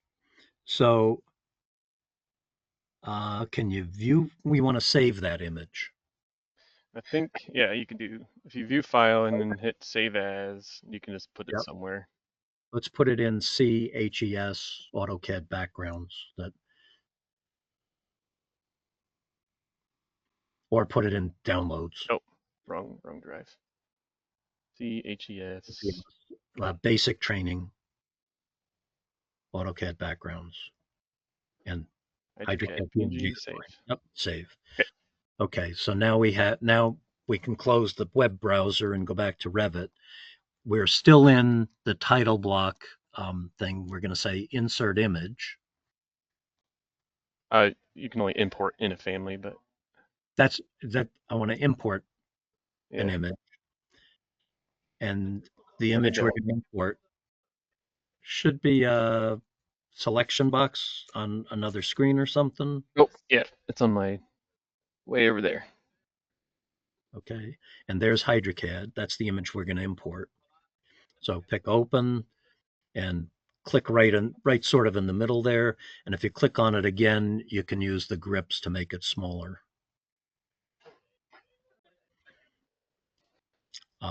And why don't we put that on the left side, and we'll type Hydrotech on the right side. We'll just put text in for the, yep. So then escape, TX is the beginning of the shortcut for text, and then we'll type HydroCAD or Hydrotech in there. Oh, Dave. We'll have to leave the H off the end. Oh. Okay. So we've customized the toolbox. DL is detail line, so you could draw line work. TX is for text. You can put more text in. That I do want to point out, if you pan down to where it said project name or something, yeah, that thing isn't text. That thing is called a label.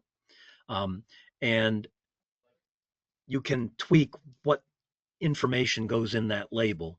The advantage, and that is like an attribute in AutoCAD. Rather than text, you've got attributes so that it can vary from one place to another.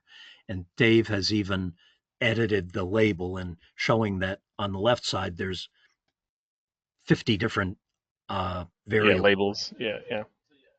So you could say, I want the label for the project address, or I want the label for the company name or something. So I'm going to leave you to that because that's covered in a more detailed video. But the slide we were on also said there's a key plan and we don't need the key plan. So let's just go erase that thing that says key plan and the text that goes with it. Good. And now, just like in AutoCAD, if you're in the block editor, you're sort of stuck. And what we need to do to get out of here is on the ribbon that's open, the last two buttons are the way out of here. I'm going to have us say load into project and close. And this is asking, do you want to save this to the hard drive somewhere? Maybe you want to do that, but I avoid it. I just keep it around in a project. So I say, no, don't bother saving it to the disk drive. But yes, do bother updating it in the project. So we're going to say overwrite the existing version. And now the title block has got Hydratech on it. I also want to brag to you, if in the project browser under sheets, there's a sheet for fire protection plans and details. Double click on the 8.5 by 11 sheet.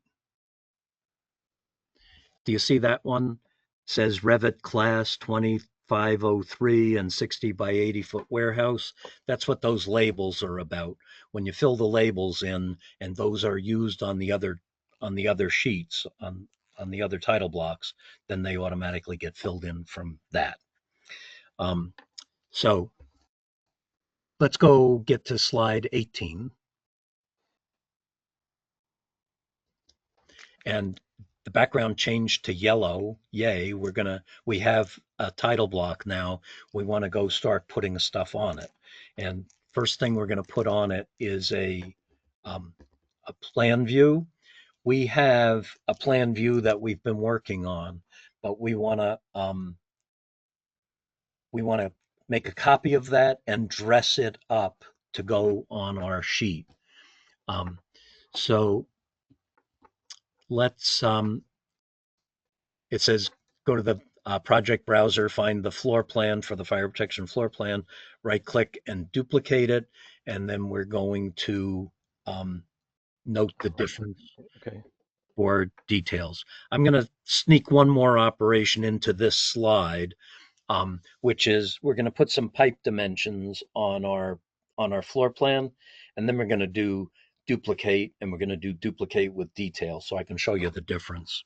So back to Revit, and in the project browser, go find that floor plan and or notice that it's already, so just double click on it so it opens that. I want to put some pipe dimensions. If you do WW or pick the Walker button and pick on a piece of the main, it selected that piece of main and all of the other pipes connected to it. And now I want to go to the HydroCAD ribbon and pick tag pipes. And I want to tag it with center to center dimensions. And I'd like it to do some cleanup for me. So on the right side, there's run cleanup when you're done with the tagging. So pick OK and pick continue. What does a cleanup do? Well, this is the perfect time for that question and the perfect time to illustrate. Before you do anything with this dialog box, do you see it put dimensions on all the pipes? Uh-huh. And in the upper left-hand corner, it's too small, but don't worry about it. There's a 1.5 by 0.6 dimension. Mm-hmm. Yeah. The 6-inch length of pipe is usually too short to actually support that dimension. So I'd like to move it so it's not cluttered. So we're going to say move regular tags only. Oop. And that's fine. And keep an eye on. You see, okay, it moved, yeah. And the 0.6 on the end of the cross main that moved off. Mm-hmm. Yep. So we're picking the easy ones. Anyone where the pipe is too short to support a diameter and length up and below it, we're moving it. Not necessarily off to the end. It might go up, it might go down, it might go off to the side. We're finding a clean spot for that. Um, this drawing is wicked simple, and there's not a lot of clutter going on with the dimensions, but that can save you an awful lot of time by doing all of those short dimensions and getting them cleaned up. So now escape, and in the project browser, right click on that fire protection floor plan and say duplicate view and just duplicate. And in the project browser, you see there's two floor plans, floor plan and floor plan copy one. And floor plan copy one doesn't have any pipe dimensions on it. And that 5 foot and 5 foot building dimension or sprinkler dimension, that's gone also. I've said this before, but I don't think I can overstate it. Every view shows all of the actual stuff based on a slice, that cropping that we talked about, and I refer to that as dicing, and the set of layers that's turned on and off. However, there's two kinds of things in a Revit project. There's model objects and there's annotation objects. The pipe dimensions are annotations, and they belong uniquely to a view. So they're like notes. They're like scribbled notes on top of your actual sprinkler system. And the scribbled notes belong only to the view that they're in. They don't populate across all the other views. So now click on that fire protection floor plan again, right click and say duplicate view with detailing. And that made copy two, and copy two has that detailing. I've gotten to be really, really anal about words, and I'm picking on Autodesk for being floozy here. They should have said duplicate with annotations. And for them, annotations and detailing are pretty much meant to be the same thing. But in one case, duplicate, leave the annotations behind. The other one, duplicate and make a copy of the annotations also. Good. And it's this second one that I want to turn into, and it's the second one I want to turn into a submittal drawing. So I think that's discussed on slide 19. So let's take a peek at slide 19. It says we're going to take copy one and we're going to turn it into a submittal plan. Turning it into a submittal plan is going to change the colors of stuff, and it's going to turn some layers on and turn some other layers off. And we can do all of that stuff with a view template. So for that second copy, we're going to apply a view template called FP plot floor. I'm going to read through the slide. Then we're going to do WW and tag pipe. Yeah, we already did that. But then we're going to use that family annotation above finished floor tag, and we're going to mark some of the 19-foot pipe and some of the 17-foot pipe. And then we're going to use DI or aligned dimension just to put some dimensions from the wall to the sprinkler line to the sprinkler line to the column line. And we can go in the other direction also if we'd like. And then we're going to crop the view and then be ready to take that cropped view and drag it onto our sheet. Questions about where we're going? Dave and I are going to go do it, but anyone want to say, I didn't get what you're talking about AFF tags? Okay, so let's go back to Revit. And we're on view copy two. So we're going to go to the properties box for this view. And in the properties box under under identity data, the section for identity data, right underneath says view template. And if you pull that, if there's a pull down for that, Dave, there's a half a dozen here. Which one were we talking about switching to? The plot floor, wasn't it? Plot floor. And just yeah, FP plot floor, yeah. Yep. So just before you click on that and before you pick OK, on the right side, that's a list of all the stuff that gets affected by the view template. I want to point out just one or two of them.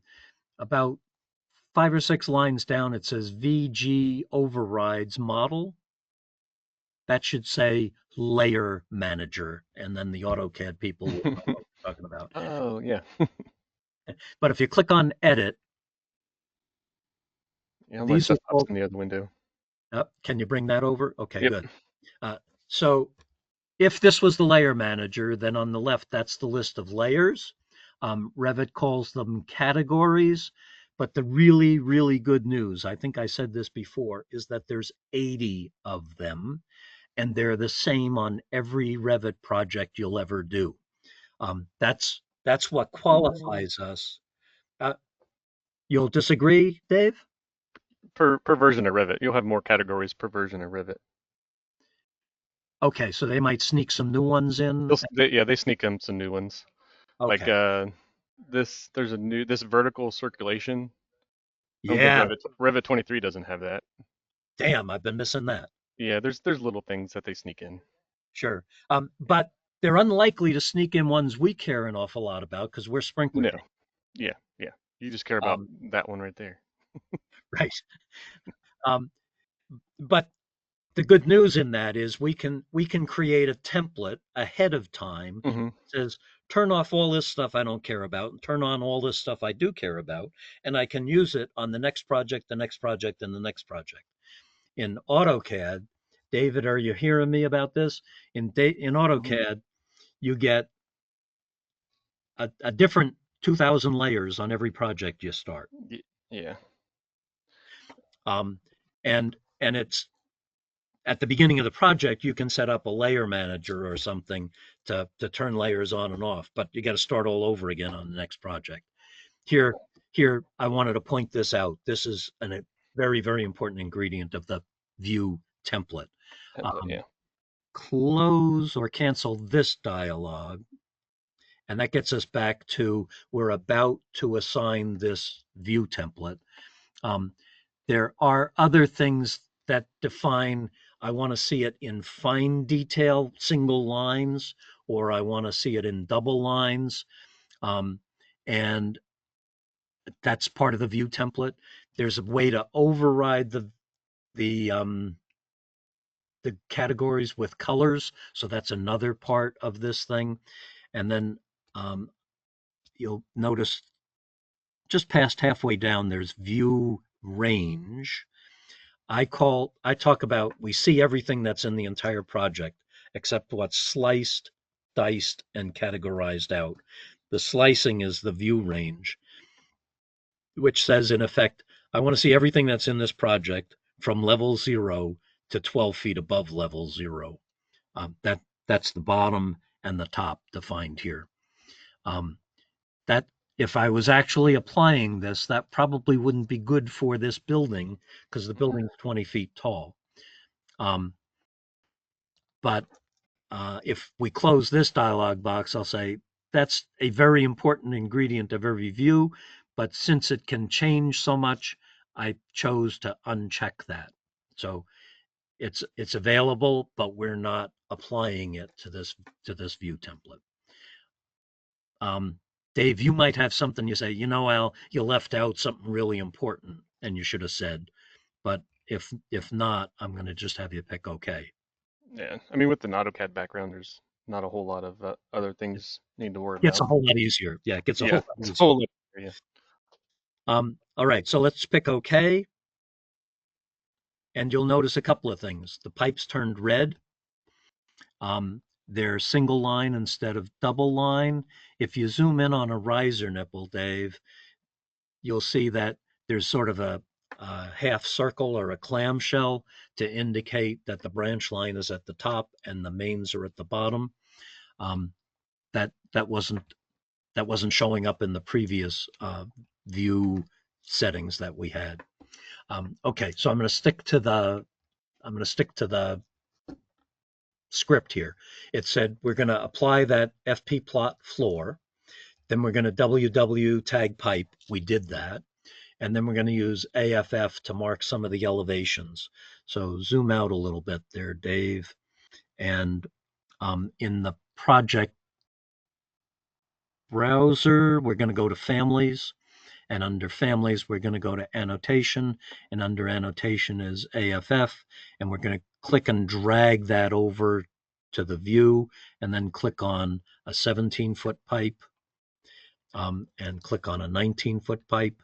And you see, if you can feel this better than watching Dave do it, but it actually lets you pick to the left of the pipe or to the right of the pipe to park that tag. It's also it's standing it off a 1/4 of an inch and putting a leader. And in Revit 2026, the controls are off to the right on the ribbon, but they're up here, yeah, 24, 23, 22, they're up here. You can uncheck leader and then it would just stuff it right in place, or you can leave leader and change 1/2 inch. Yeah, I don't know. What happened to it? If I undo the leader, it stays there. It doesn't go to the pipe. Okay. I'm not sure. Yeah. But start the command again. Mm-hmm. And yeah. Now it says 1/2 inch.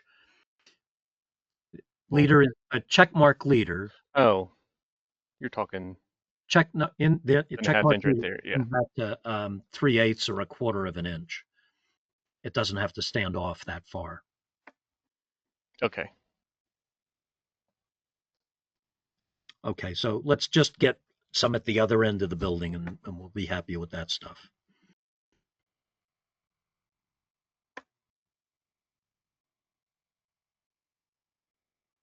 Perfect. Okie doke.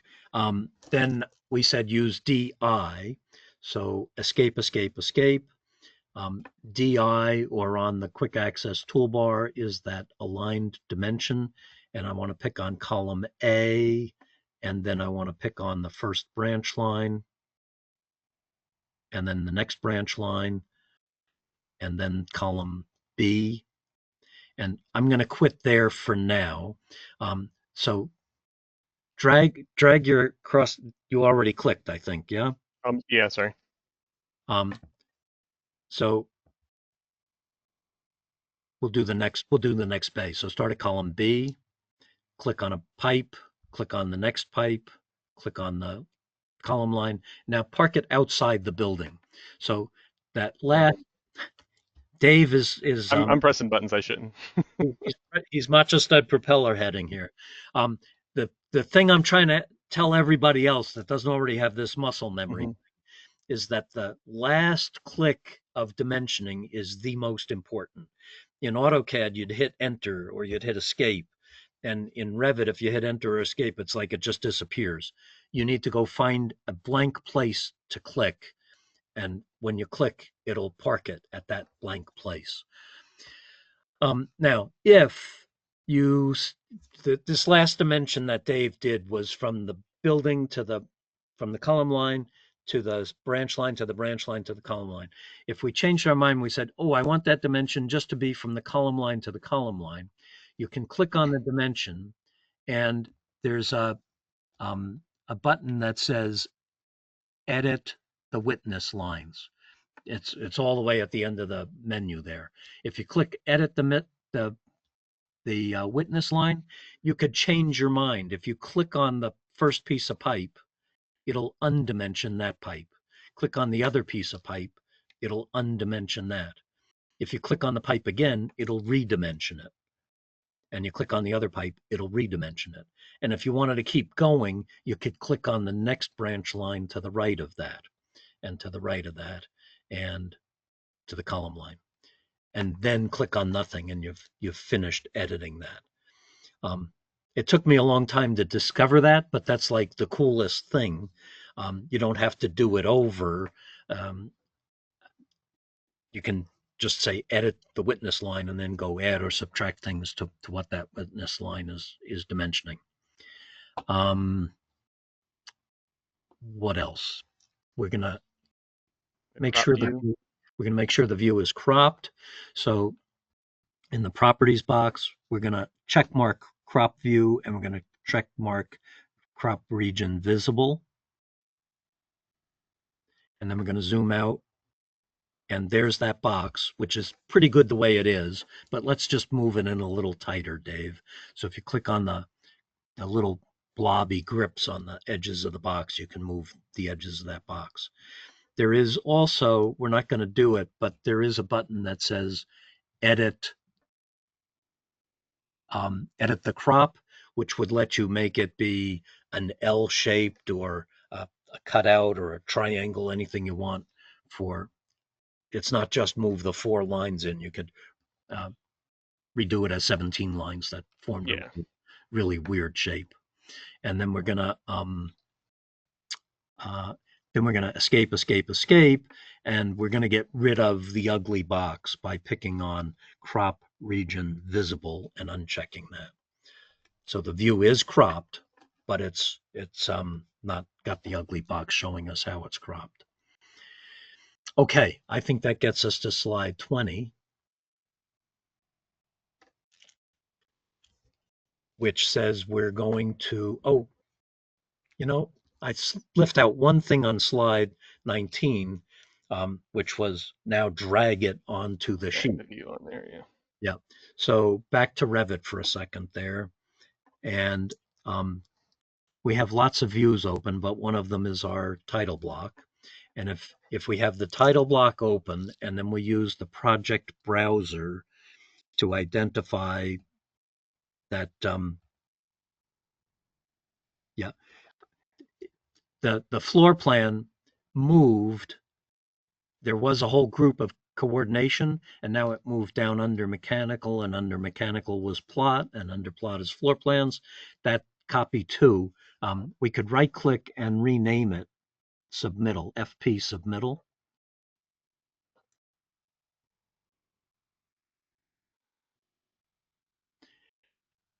And then we can grab it and just drag it onto our sheet.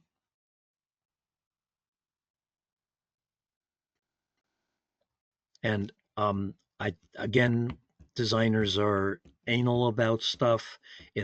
It's nice. It just put a title line there for us, but I don't like where the title line is. There's 2 things I have to change: where it is and how big it is. And there's 2 different ways you have to mess with that. If you just click on it, you can drag it and put it in a different place. But if you want it to not be as long, you've got to click on the view itself. And you see when you clicked on the view, then the little dot showed up that lets you adjust its length.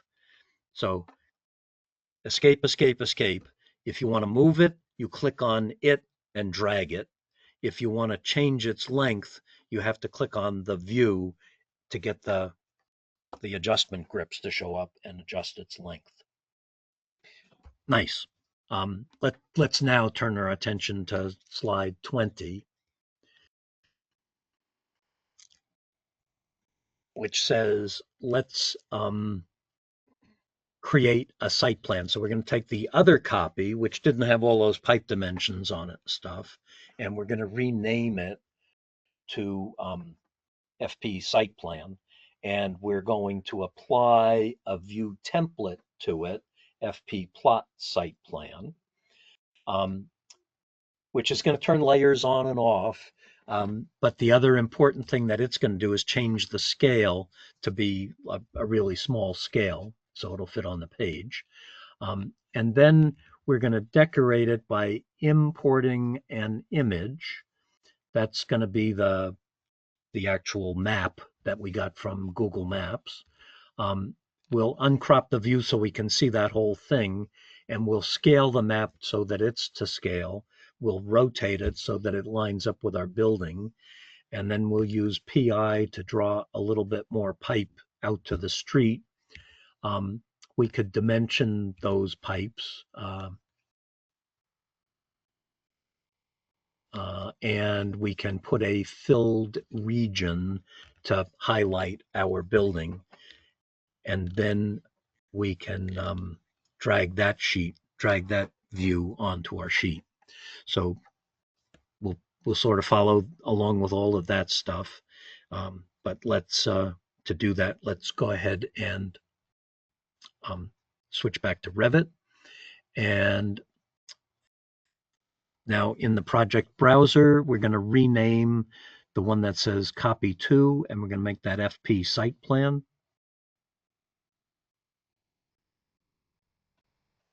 And then we're going to open that site plan, and we're going to go to the properties. And in the properties, we're going to find identity data and change the view template to FP plot site. And just before you pick OK on this, the very top one says view scale. You see it's going to 1 inch equals 200 feet. That's significant. And we're not stuck with that, but by applying the view template, it's saying it's going to be 1 inch equals 200 feet. So we'll pick OK. We don't notice huge differences, but the background is a little bit more prominent.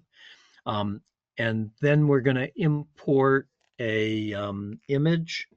So we're going to go to Insert, Import Image.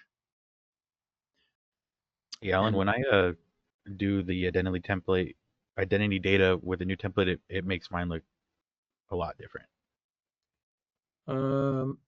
Interesting. Identity data, and the thing is FP plot. Yes. Site. Okay, who should I make? Is that you, Michael? Yeah. Did we on the view scale? Did we include the 1 to 200? Yes. Yeah. Okay. Yeah. Yeah. Mine looks way different. Let me make you the presenter, and let's see what way different is. All right. I restarted here. So this is what it looks like. Normal. Include. Yeah. This is what it's supposed to be. Except grid was left on. Yeah. FP plot. FP plot site plan. So those, and that says 1 inch equals 200. That's good. It's the grids that are showing up on yours that I wouldn't have expected. Go back up to override VG overrides annotation. Mm-hmm. Edit that and scroll down and see if grids are there. Yeah, turn them off. Okay. And then OK. And then OK. So it's still different, and it's got more stuff on it that we want, but we're gonna block that out with a filled region. So not to worry. I feel like he's got fine detail. Yeah. Mine's fine detail. I don't know that detail is going to matter an awful lot at that scale, but it looks better. It does. It does. The view range is different. Yeah. Yeah. I see a lot of things, but yeah. I mean, it looks fine for probably what we're going to do. So. Yep. Downloading the latest toolbox is a way to change those view template settings, because that's part of what comes from the toolbox. But we got bit by a spinny wheel so bad, I'm going to avoid that. I already did that for this session. Okay. So Dave, I'm going to put you back in the driver's seat here.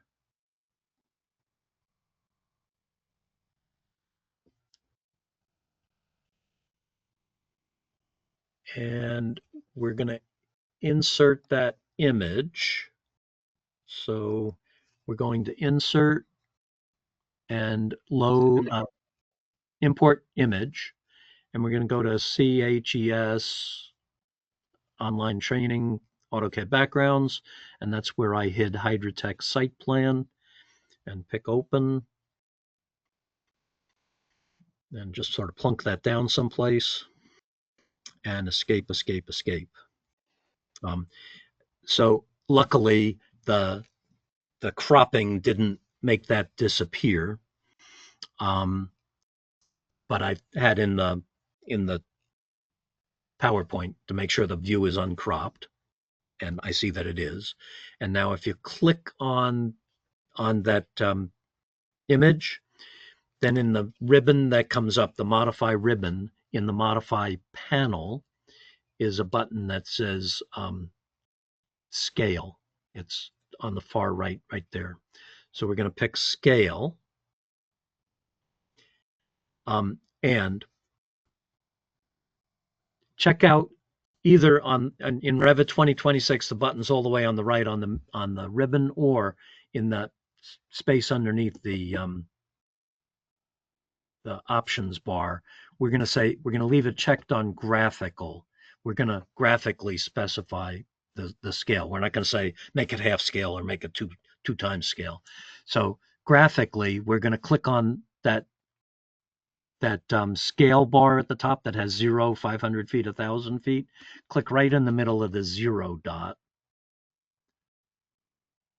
And then click at the 1,000 foot mark. And then type 1,000. So between here and here is 1,000 feet. And when you hit enter, it shrinks it down so that that's 1,000 feet.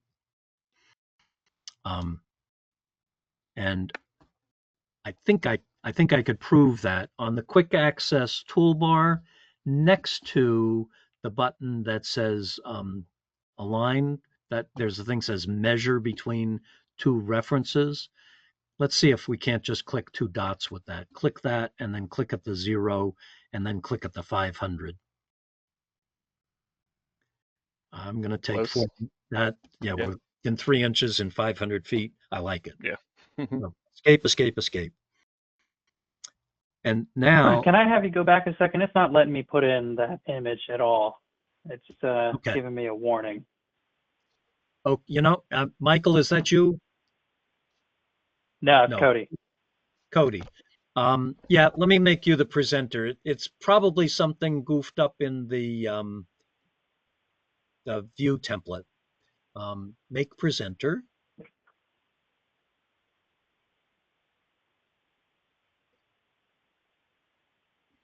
The view that we're working. Perfect. Okay. The view we're trying to work on, Cody, has as part of the view template a thing that says I want to be able to see images, yes or no. And I'll go check that first.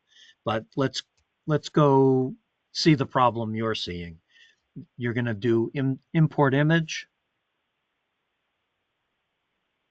And there's the site plan, and then you're going to pick open.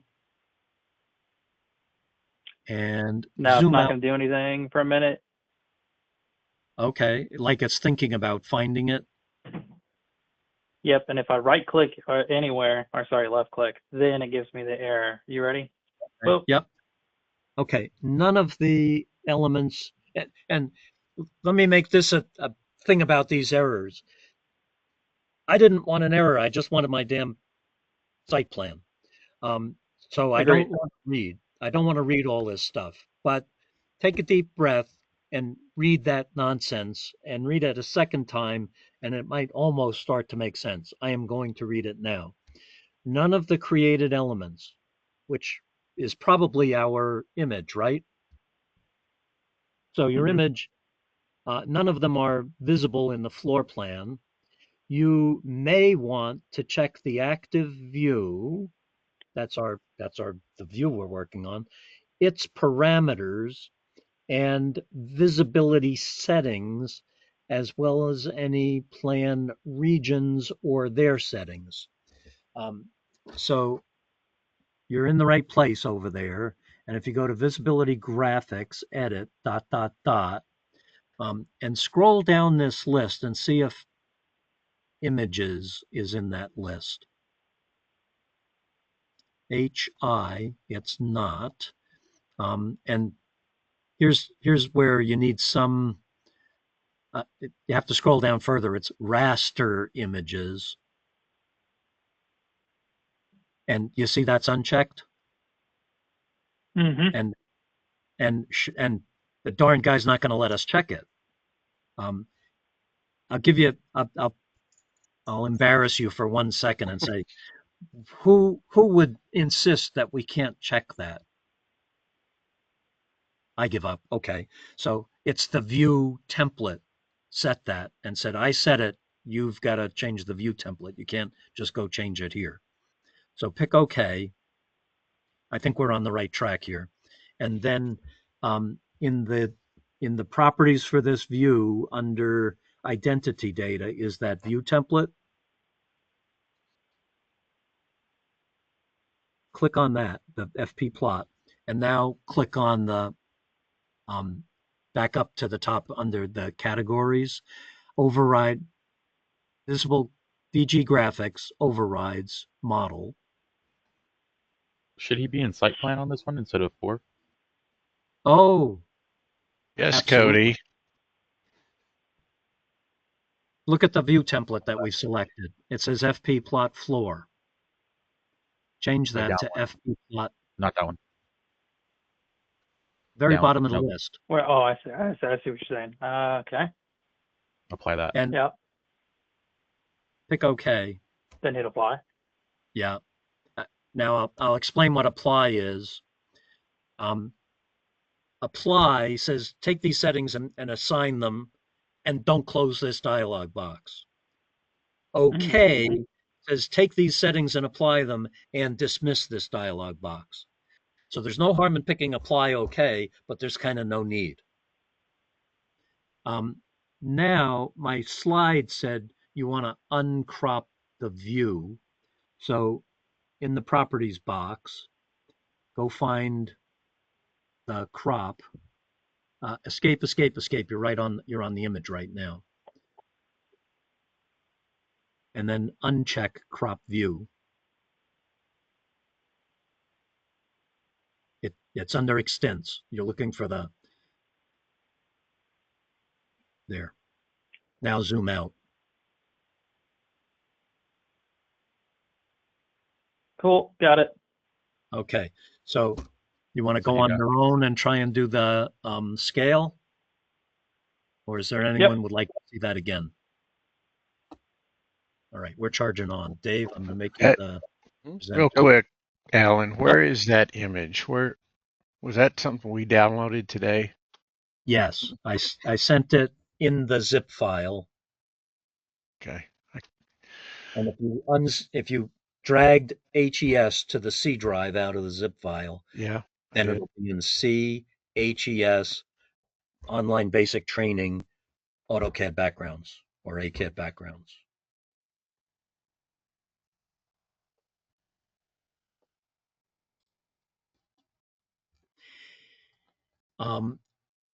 And just while you're looking for that, I'll point out if this whole lesson is a bunch of lessons put together. If we get stuck on the site plan and you totally botch the site plan, not to worry, the whole rest of the class still works fine.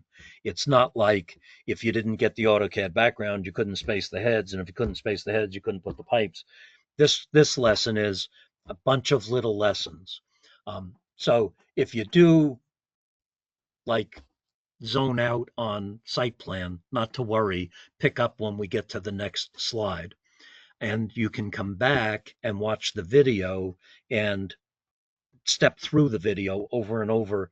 I've labeled the video so you can open that video topic index and it says, now we're talking about site plans. So you can scrub right over to site plans and see what we're talking about there.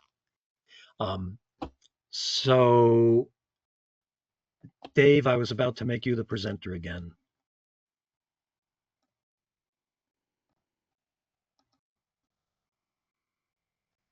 Cody, it looks like you have multiple images placed there, just so you know.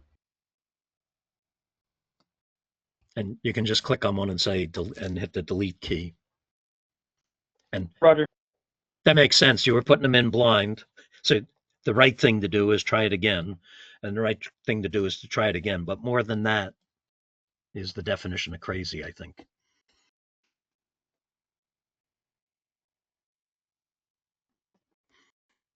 All right. Now, there's a little balloon that says Hydrotech. That's where our building actually belongs. And our building is down and to the right of that in Dave's plan. So I'm thinking if you just click, you'll get the image, and you can drag it or arrow it to move that bubble on top of the building. Perfect. And now the building is at an angle, or the map is at an angle, and our building is square. You can rotate either one, but rotating the map is easier. So we're going to do that. You've clicked on the map, or you've selected the map, and now it's not selected. Escape, escape, escape. Okay, I see the dotted line going through it. Makes me feel like it's selected. On the modify ribbon, in the modify panel, there's a 3/4 of a circle rotate button. If you pick on rotate, by default, it rotates about the geometric center of the selected stuff. But I want to change that to be one corner of the diagonal building in the map. So in the options bar, there's a button for place, and the shortcut for that is to just hit the space bar. And when you pick place, you can now pick the place to rotate about. And I'm going to say that that corner there is perfect, Dave. It's the starting place of a line that Dave is dragging the other end of the line to be parallel to the crooked building in the map. And if you click there and then click flat, the map will rotate to get that edge of the building flat. Close enough. I'm saying for a site plan, that's close enough. And I think for this exercise, rather than drawing all kinds of pipe, I'm just going to have you escape, escape, escape. I see the underground pipe coming out of the building, and zoom in on that pipe and see if you can catch the cap at the bottom end of that thing, and delete that cap. And then click on that pipe, and the bottom connector lights up. You could grab that connector and drag it down to the street.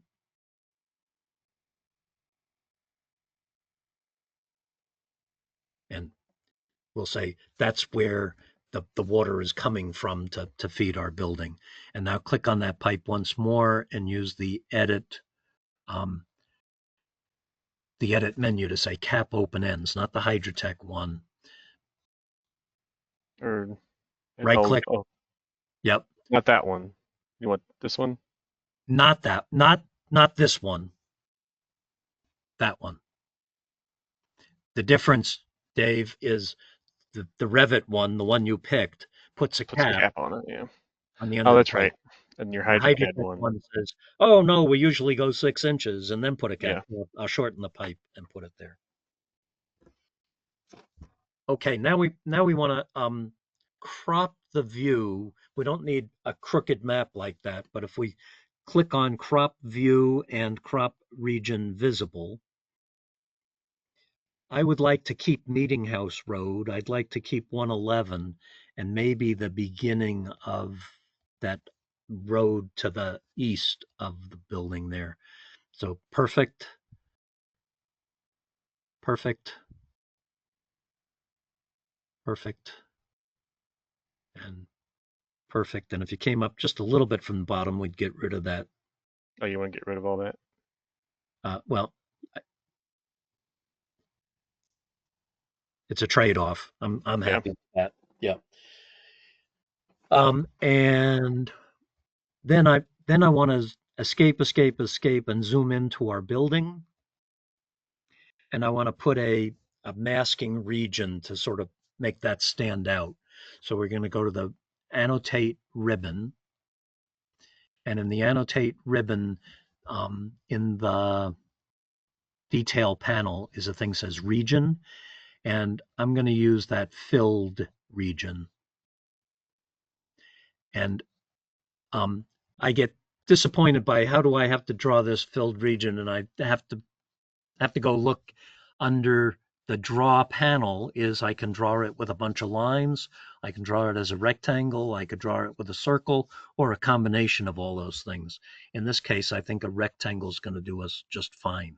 So click the picture of the rectangle and then pick one corner of the building and then drag to the diagonal opposite corner of the building.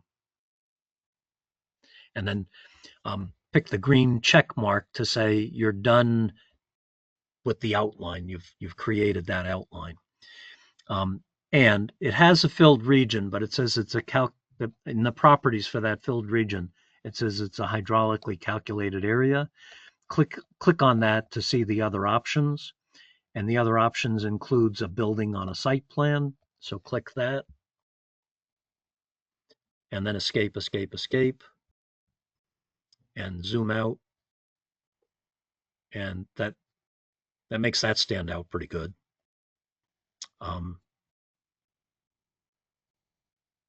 And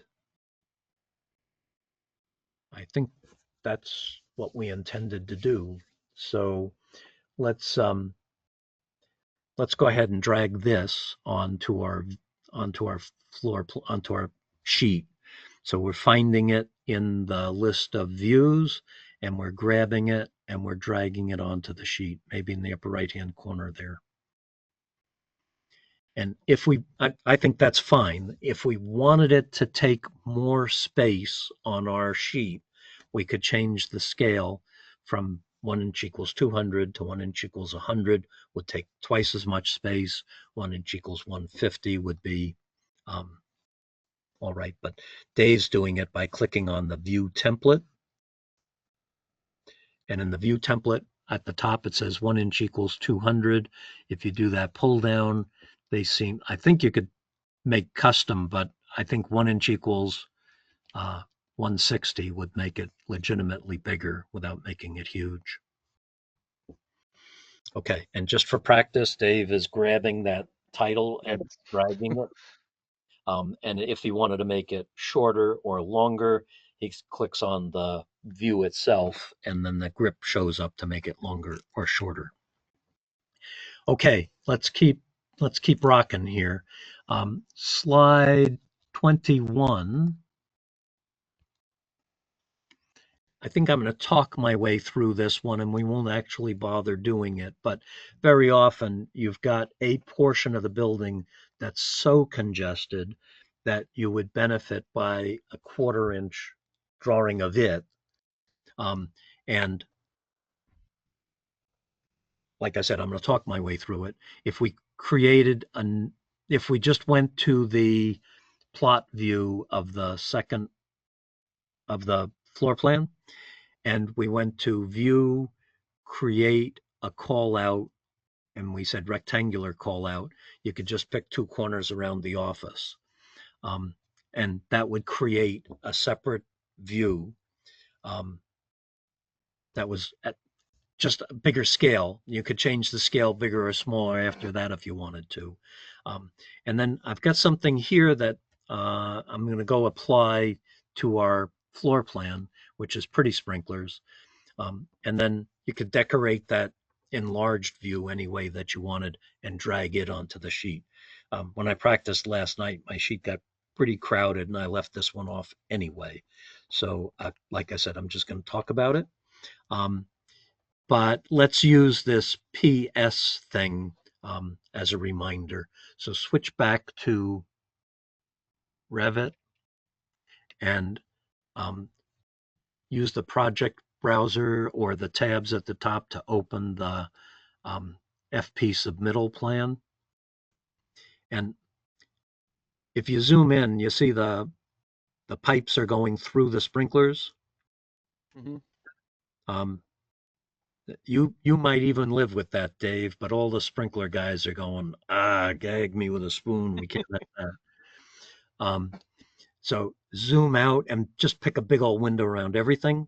We're going to decorate the sprinklers, but this tool we're going to use knows that it's for sprinklers only. So it doesn't matter that you pick building and pipes and dimensions and everything. And in the HydroCAD ribbon, right in the middle, there's a bullseye says pretty sprinklers. Click that. And then escape, escape, escape, and zoom in. And everybody else is saying, yeah, that's the way that's supposed to look. Those are, and again, this goes to my Revit is the reverse of it. In AutoCAD, Hydrotech made the pipes be polylines, and it made the polylines go to the edge of the sprinklers. So we cut the pipes back. In Revit, that was going to be a really hard thing to do. So instead, we made an annotation, a circle with a block out in the tag, and put it on top so that that thing blocked out the pipes. Is that in the family, the sprinkler family? No, it's a separate annotation. Okay, all right. Yeah, the sprinkler family has a symbol in it. That's where the circle comes from. But that symbol can't be opaque, or didn't want to be opaque. Yeah, since it was under the pipe, it wouldn't do anything. Yeah. Right. But this, it's 2 steps. Pick a window, pick pretty sprinklers, done. Yeah. And they are matched. It knows that the pendants should look like pendant symbol annotations, and the uprights should look like upright things. If you pick a window around that, you'll see you've got 3 different things, and the 3 things are the fitting itself, then the sprinkler itself, and then the sprinkler tag. Okay. So is that a tag? Is that what that is? That's the tag. Yep. Okay. All right. Yeah, So I understand when yeah, people are asking me what's going on. Yeah, pick that and then move that. Okay. All right. I understand. I see it now. It's like a masking region. Yep. But it's a separate family. Yeah. Okay. Right. So if you duplicated a view, you'd have to duplicate with detailing if you wanted those to show up. Okay. So Alan, yeah. Quick. This is John. My pretty pipes there's no width to them. It's just a single line. Mine as well. Yeah. And ours are single line also, but in AutoCAD, there's show line weight. Right. And in Revit, there is too, but it's at the top of the screen instead of being at the bottom of the screen, so it can be the reverse of it. And it's called thin lines.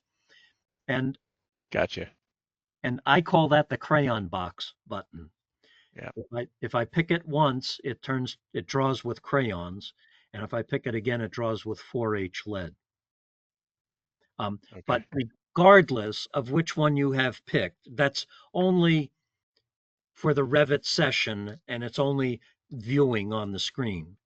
When you plot, no matter which way you have that button set, the plot will use the line weight on the paper. Okay. So sometimes it's easier on your eyes if those are really skinny lines. Sometimes you like to see them fat. But just switch that button back and forth at will. It's not going to affect what happens when you plot it. Good question, and thanks for bringing that up. So I think we're going to treat ourselves to slide 22. And 22 says we can get a cut dimensions view from this one by we're going to switch to the installation view, the submittal view, and we're going to right click on it and say create fab view. It will duplicate with detailing, and it'll change all the center to center dimensions to cut dimensions. On slide 22, I talk about PS. I remembered to do that on the previous slide, so we don't have to do it again on this slide. And then we can drag that onto the view also. So back to Revit and go open the submittal. We have that open. And on the Hydra list ribbon, under setup, the first button says Fab View. Mhm. And if you just click that button, I expect if we looked in the project browser that we're going to have another view. Yeah, fabrication. Right. So right click on it and rename it to FP installation.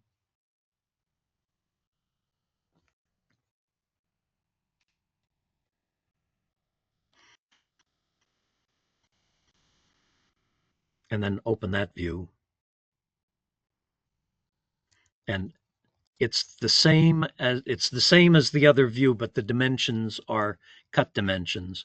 The threaded branch lines on the right, Dave, are the easiest ones to recognize the difference.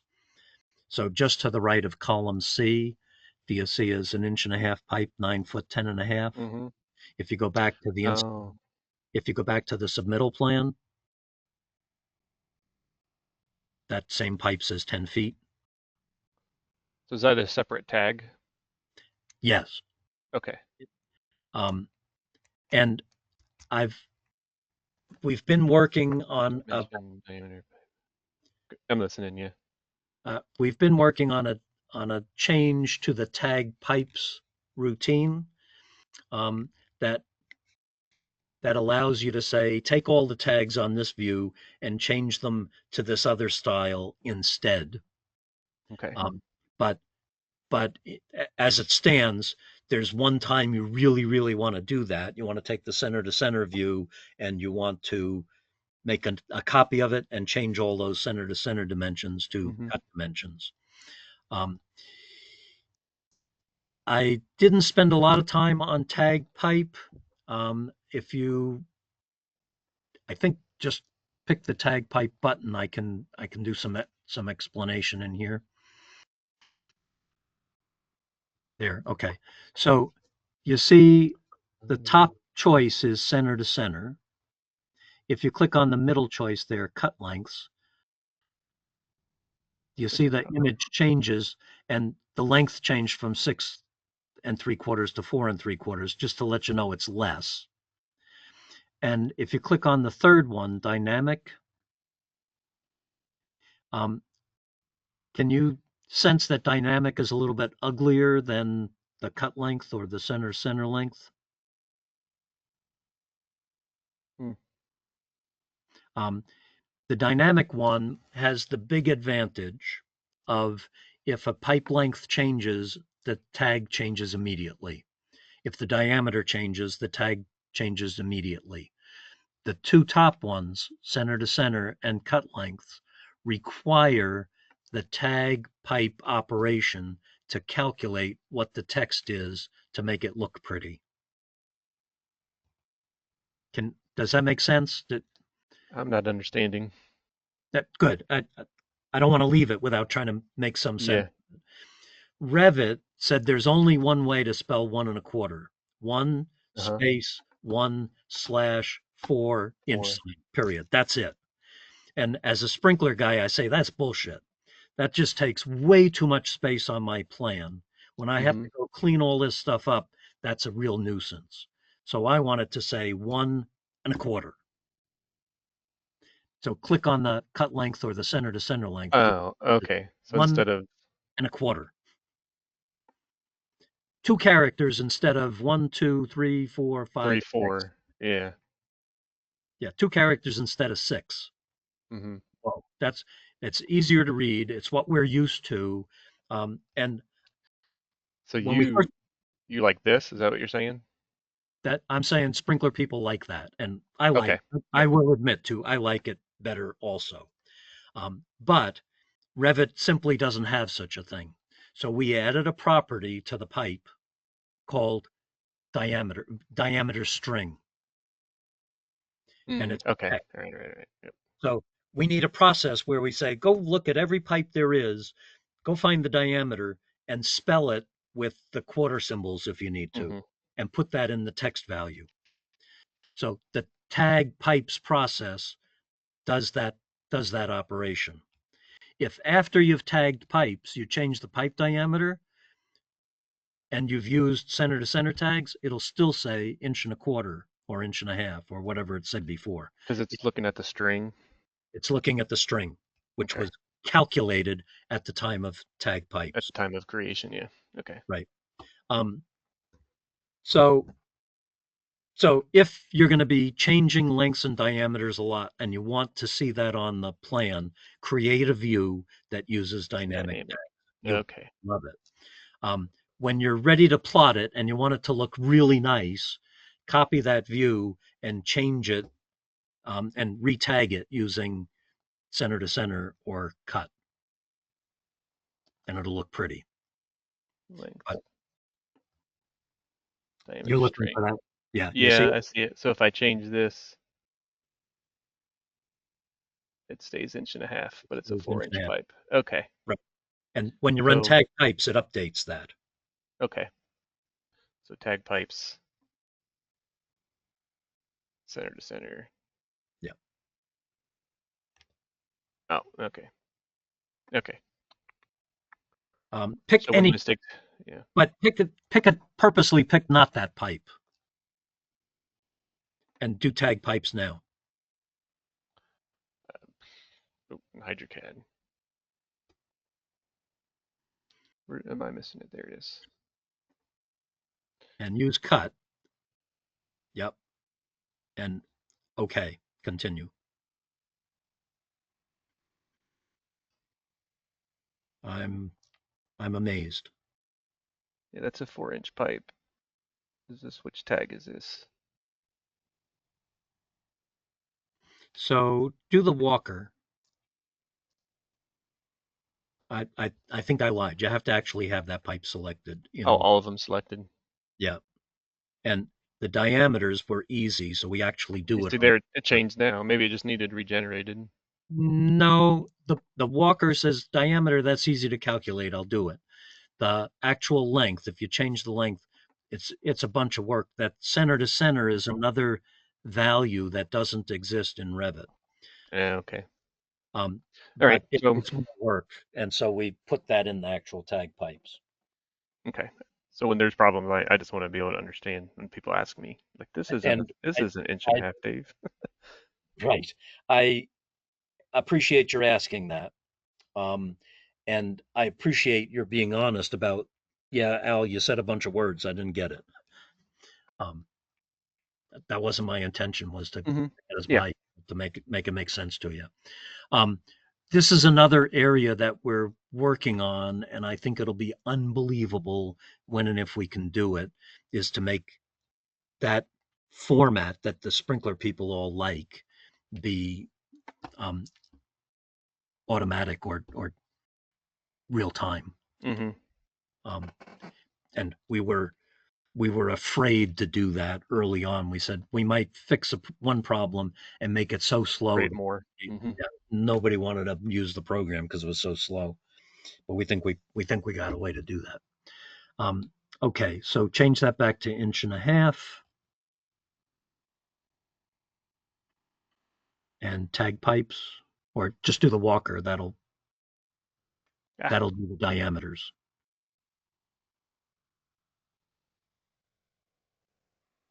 And it's good. Just to clarify, we want to use the centers right or cut length? I guess I'll fill more in on this thing. Every pipe that has a dimension on it, we will update the values to, but we will not change the tag. And that's really important. If you've spent a lot of time moving tags around, you don't want tag pipe to go move them back to the original place. So if it's safe to tag pipes with a bunch of pipes that already are tagged, it'll make sure that the calculation is right, but it will not move the tag. It'll just update the values. Right, I'm sorry. I'm saying for the pipe tag type, we want to use center or cut length. Well, since they're already there, it doesn't matter because it's not going to change them. But this view is cut length, so you would.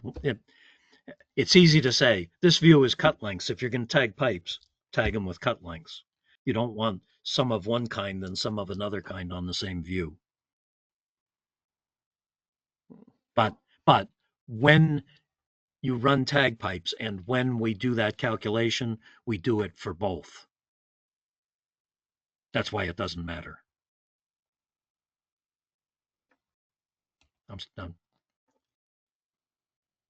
I'm still worried we've made the program sophisticated enough to kind of just work, but it's not easy to explain what's going on. And I'm no fire designer, so. Yeah. But I am convinced you got the basic of this. I get the basic of it, so when if you get stuck on it, I think it'll make more sense when you're there.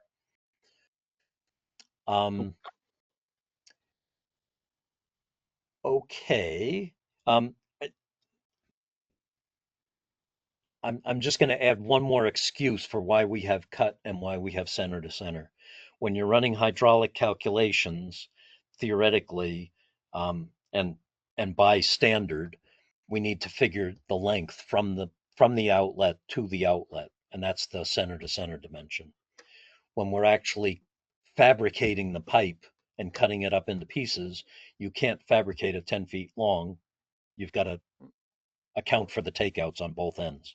So that's why I was calling the installation plan the one we had cut lengths on it, and the submittal plan, the one I'm going to show to the guy reviewing the calcs, with center to center dimensions on. Okay, let's go on to slide 23. And we're past our floor plans and moving on to other kinds of plans. The first one is a section, and lucky for us, we already have a section. But we're getting to the point where we've got so many views open. There's just a reminder here, says on the quick access toolbar, there's a thing that says close all inactive views. And then we'll go reopen that section view. So, and then let me read through this. We're going to ensure that it's properly cropped. I think we did that before, but we'll check it. And then we're going to apply a view template to make that section be FP plot section. We can add tags, and we got lost waiting on this stinking spinny wheel and a wooden report, but we have some tags on that view, so we can skip that step and drag that section view onto our plan. So go ahead back to Revit and notice all the tabs we have across the top here. If you just click on the button in the quick access toolbar that says close inactive views, that doesn't make anything go away, but it closes those tabs, and we got a new lease on life about the tabs at the top. And then we're going to use the project browser to find the section 2. There's plus sign for sections. Right click on section 2 and rename it. And we're going to call it full building section at column E. Or just building section at column E.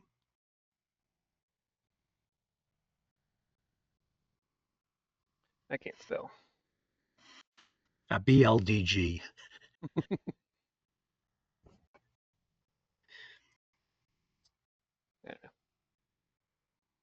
Is it 2? Or which section are we doing? This one or? That's the one we're renaming, and I'm saying that's going to be column E. The one you did is column E. Okay.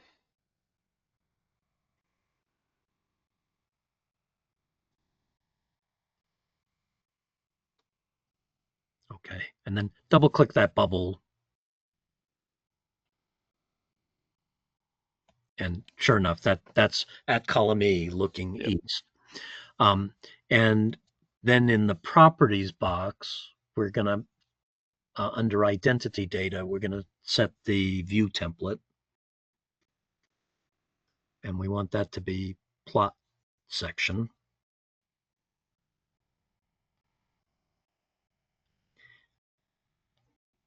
And I would turn on, and it's properly cropped. You could maybe crop it just a tiny bit shorter. There's some extra thing up there. Yep. and then turn that ugly crop box off. Yep, so it's still cropped, but we don't see the ugly crop box. I'm going to draw your attention. Do you see there's a section line for the section looking the other way? And it's short, but I want to point out to you, I want to leave it just the way it is. When we plot, there's going to be an option to say, don't show any section lines of sections we didn't actually put on our sheets. So even though that's there, it'll disappear off the sheet if we don't actually illustrate that section on one of the sheets. So that's just a pointing it out thing. And then it said we're going to tag it, which we did. We've got names of fittings and stuff, and we're ready to drag this onto a view. So go back. Now we need to go to the project browser and find our 24 by 36 inch sheet. And I would put the section underneath the site plan if we can find it, if we can fit it there.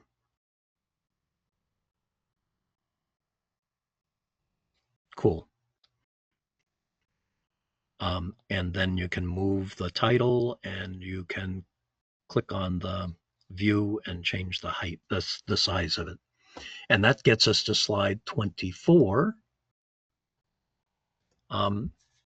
which says we just want to show off and make a little 3D isometric of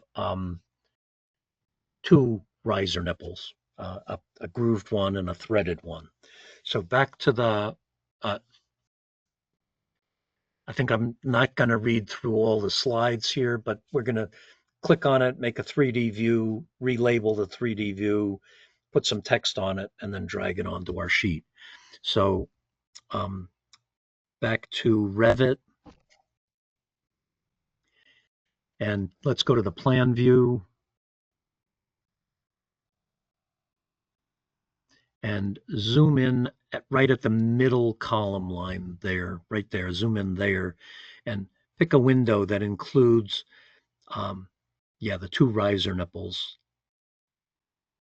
Perfect. And on the view, on the modify ribbon that comes up on the view panel, the button right above it is BX or selection box. If you click on that, it'll make a 3D view of the stuff we selected. Oh, I love it. And I want to put let's change the view template of this. So in the properties box under identity data, we're going to change the view template to FP3D plot or FP plot 3D. Okay. And I want to lock this down. I guess I want to show you a feature of Revit. If you put text on this and then you orbit it, the text won't line up with the model anymore. And Revit's trying to protect us from that. I'll show you that. When you go to annotate, the annotate ribbon, and under text, pick the text button and click a place to put text. I wonder, we must have locked it. We must have locked the view. I wanted it. It's not locked. It's not locked. Oh, it is. It says unlocked. Yeah, it says it's an unlocked 3D view. So just type AAA and hit enter, or AAA and pick somewhere else. Oops. So I don't know if that changed. So that's not great. It lets us do it, and it's not great. So I'm okay with it letting us do it, but I'm going to rig it so that it doesn't get messed up. So go down to the little doghouse, the tiny little pictures in the lower left-hand corner. The doghouse says unlocked 3D view. We're going to click on that and say save orientation. That will rig it up so you can't rotate it. And let's call that RN-ISO for riser nipple isometric. And then pick OK. Can we change the scale? The view scale says 1/8 inch equals a foot. Can we make that 1/4? Yes, he let us do that. And you see, the pipes didn't look like they got any bigger, but the text looked like it got smaller, and that's a good thing. And then let's change ASDF to GRVDRN,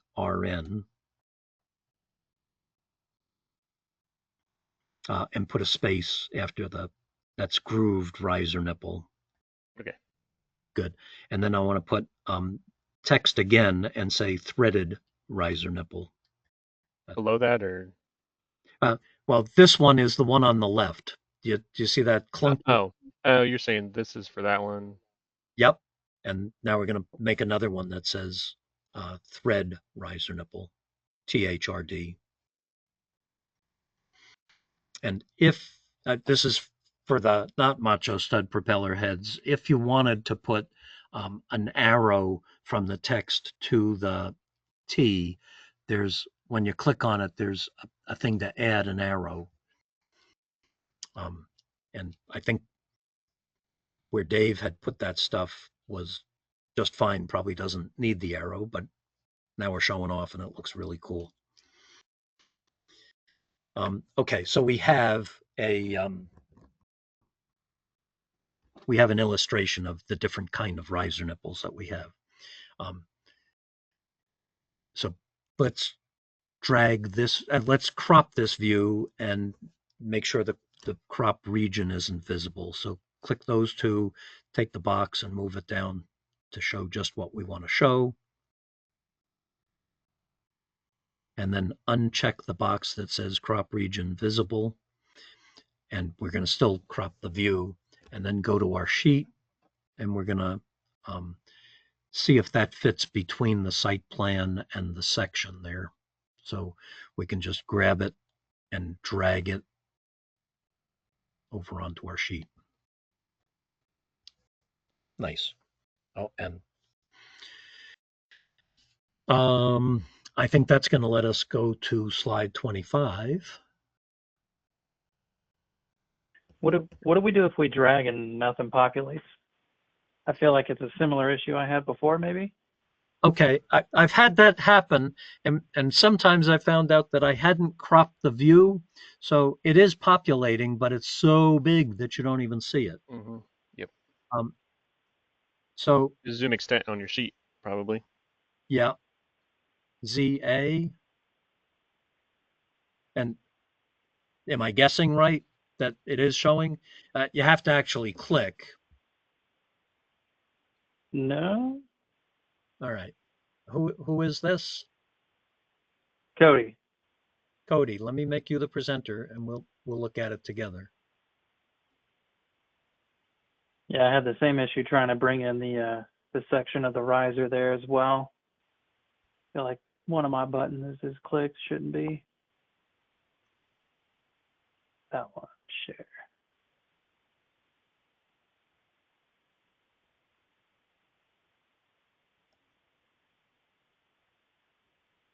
Okay, so building section and riser ISO, either one. Pick one of them and drag it over to the sheet. And let go. Mm-hmm. And did you click?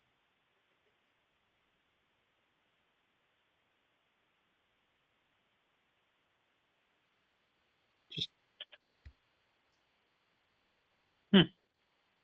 drag it one more time. So got it. Put your finger down. Now let go. Yep. Now click. Yep. It won't go. Let's open that view. Yeah, double click on that view. There's the section, and do a ZA for zoom all, or double click the wheel. Double click the wheel. Yep. Hey, I think he's double clicked in the site plan on that page because it grays out everything if you do that. Yeah. Has he activated the view? Yeah, he's activated the view there, yeah. So then flip. Okay. You were trying to make a view into a view.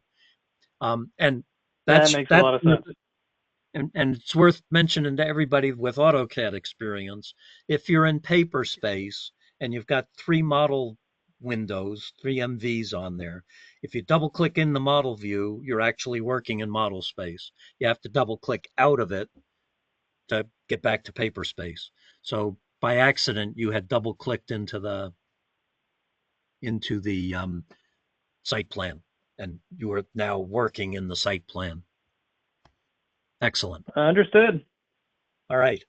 I think I'm going to skip ahead. Well, how's everybody's schedule? I don't want to lose anybody at 1 o'clock, and I want to be. I actually have a 1:30 I need to get to. I Yeah. need a little bit of time to prep for that one too. So I think we're going to quit here. We're exactly as far behind as we were on Thursday. I left 6 slides out on Thursday. I stuck them in for today, and we're 6 slides from the end here. I'll stick them into the beginning of next one. Thanks for sharing that, Cody. I love it. You're welcome. So I'm going to maybe have us click to slide 32.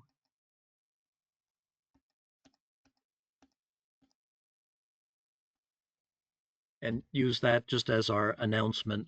Are there questions or things that we did cover that you were hoping we had made a little more sense of?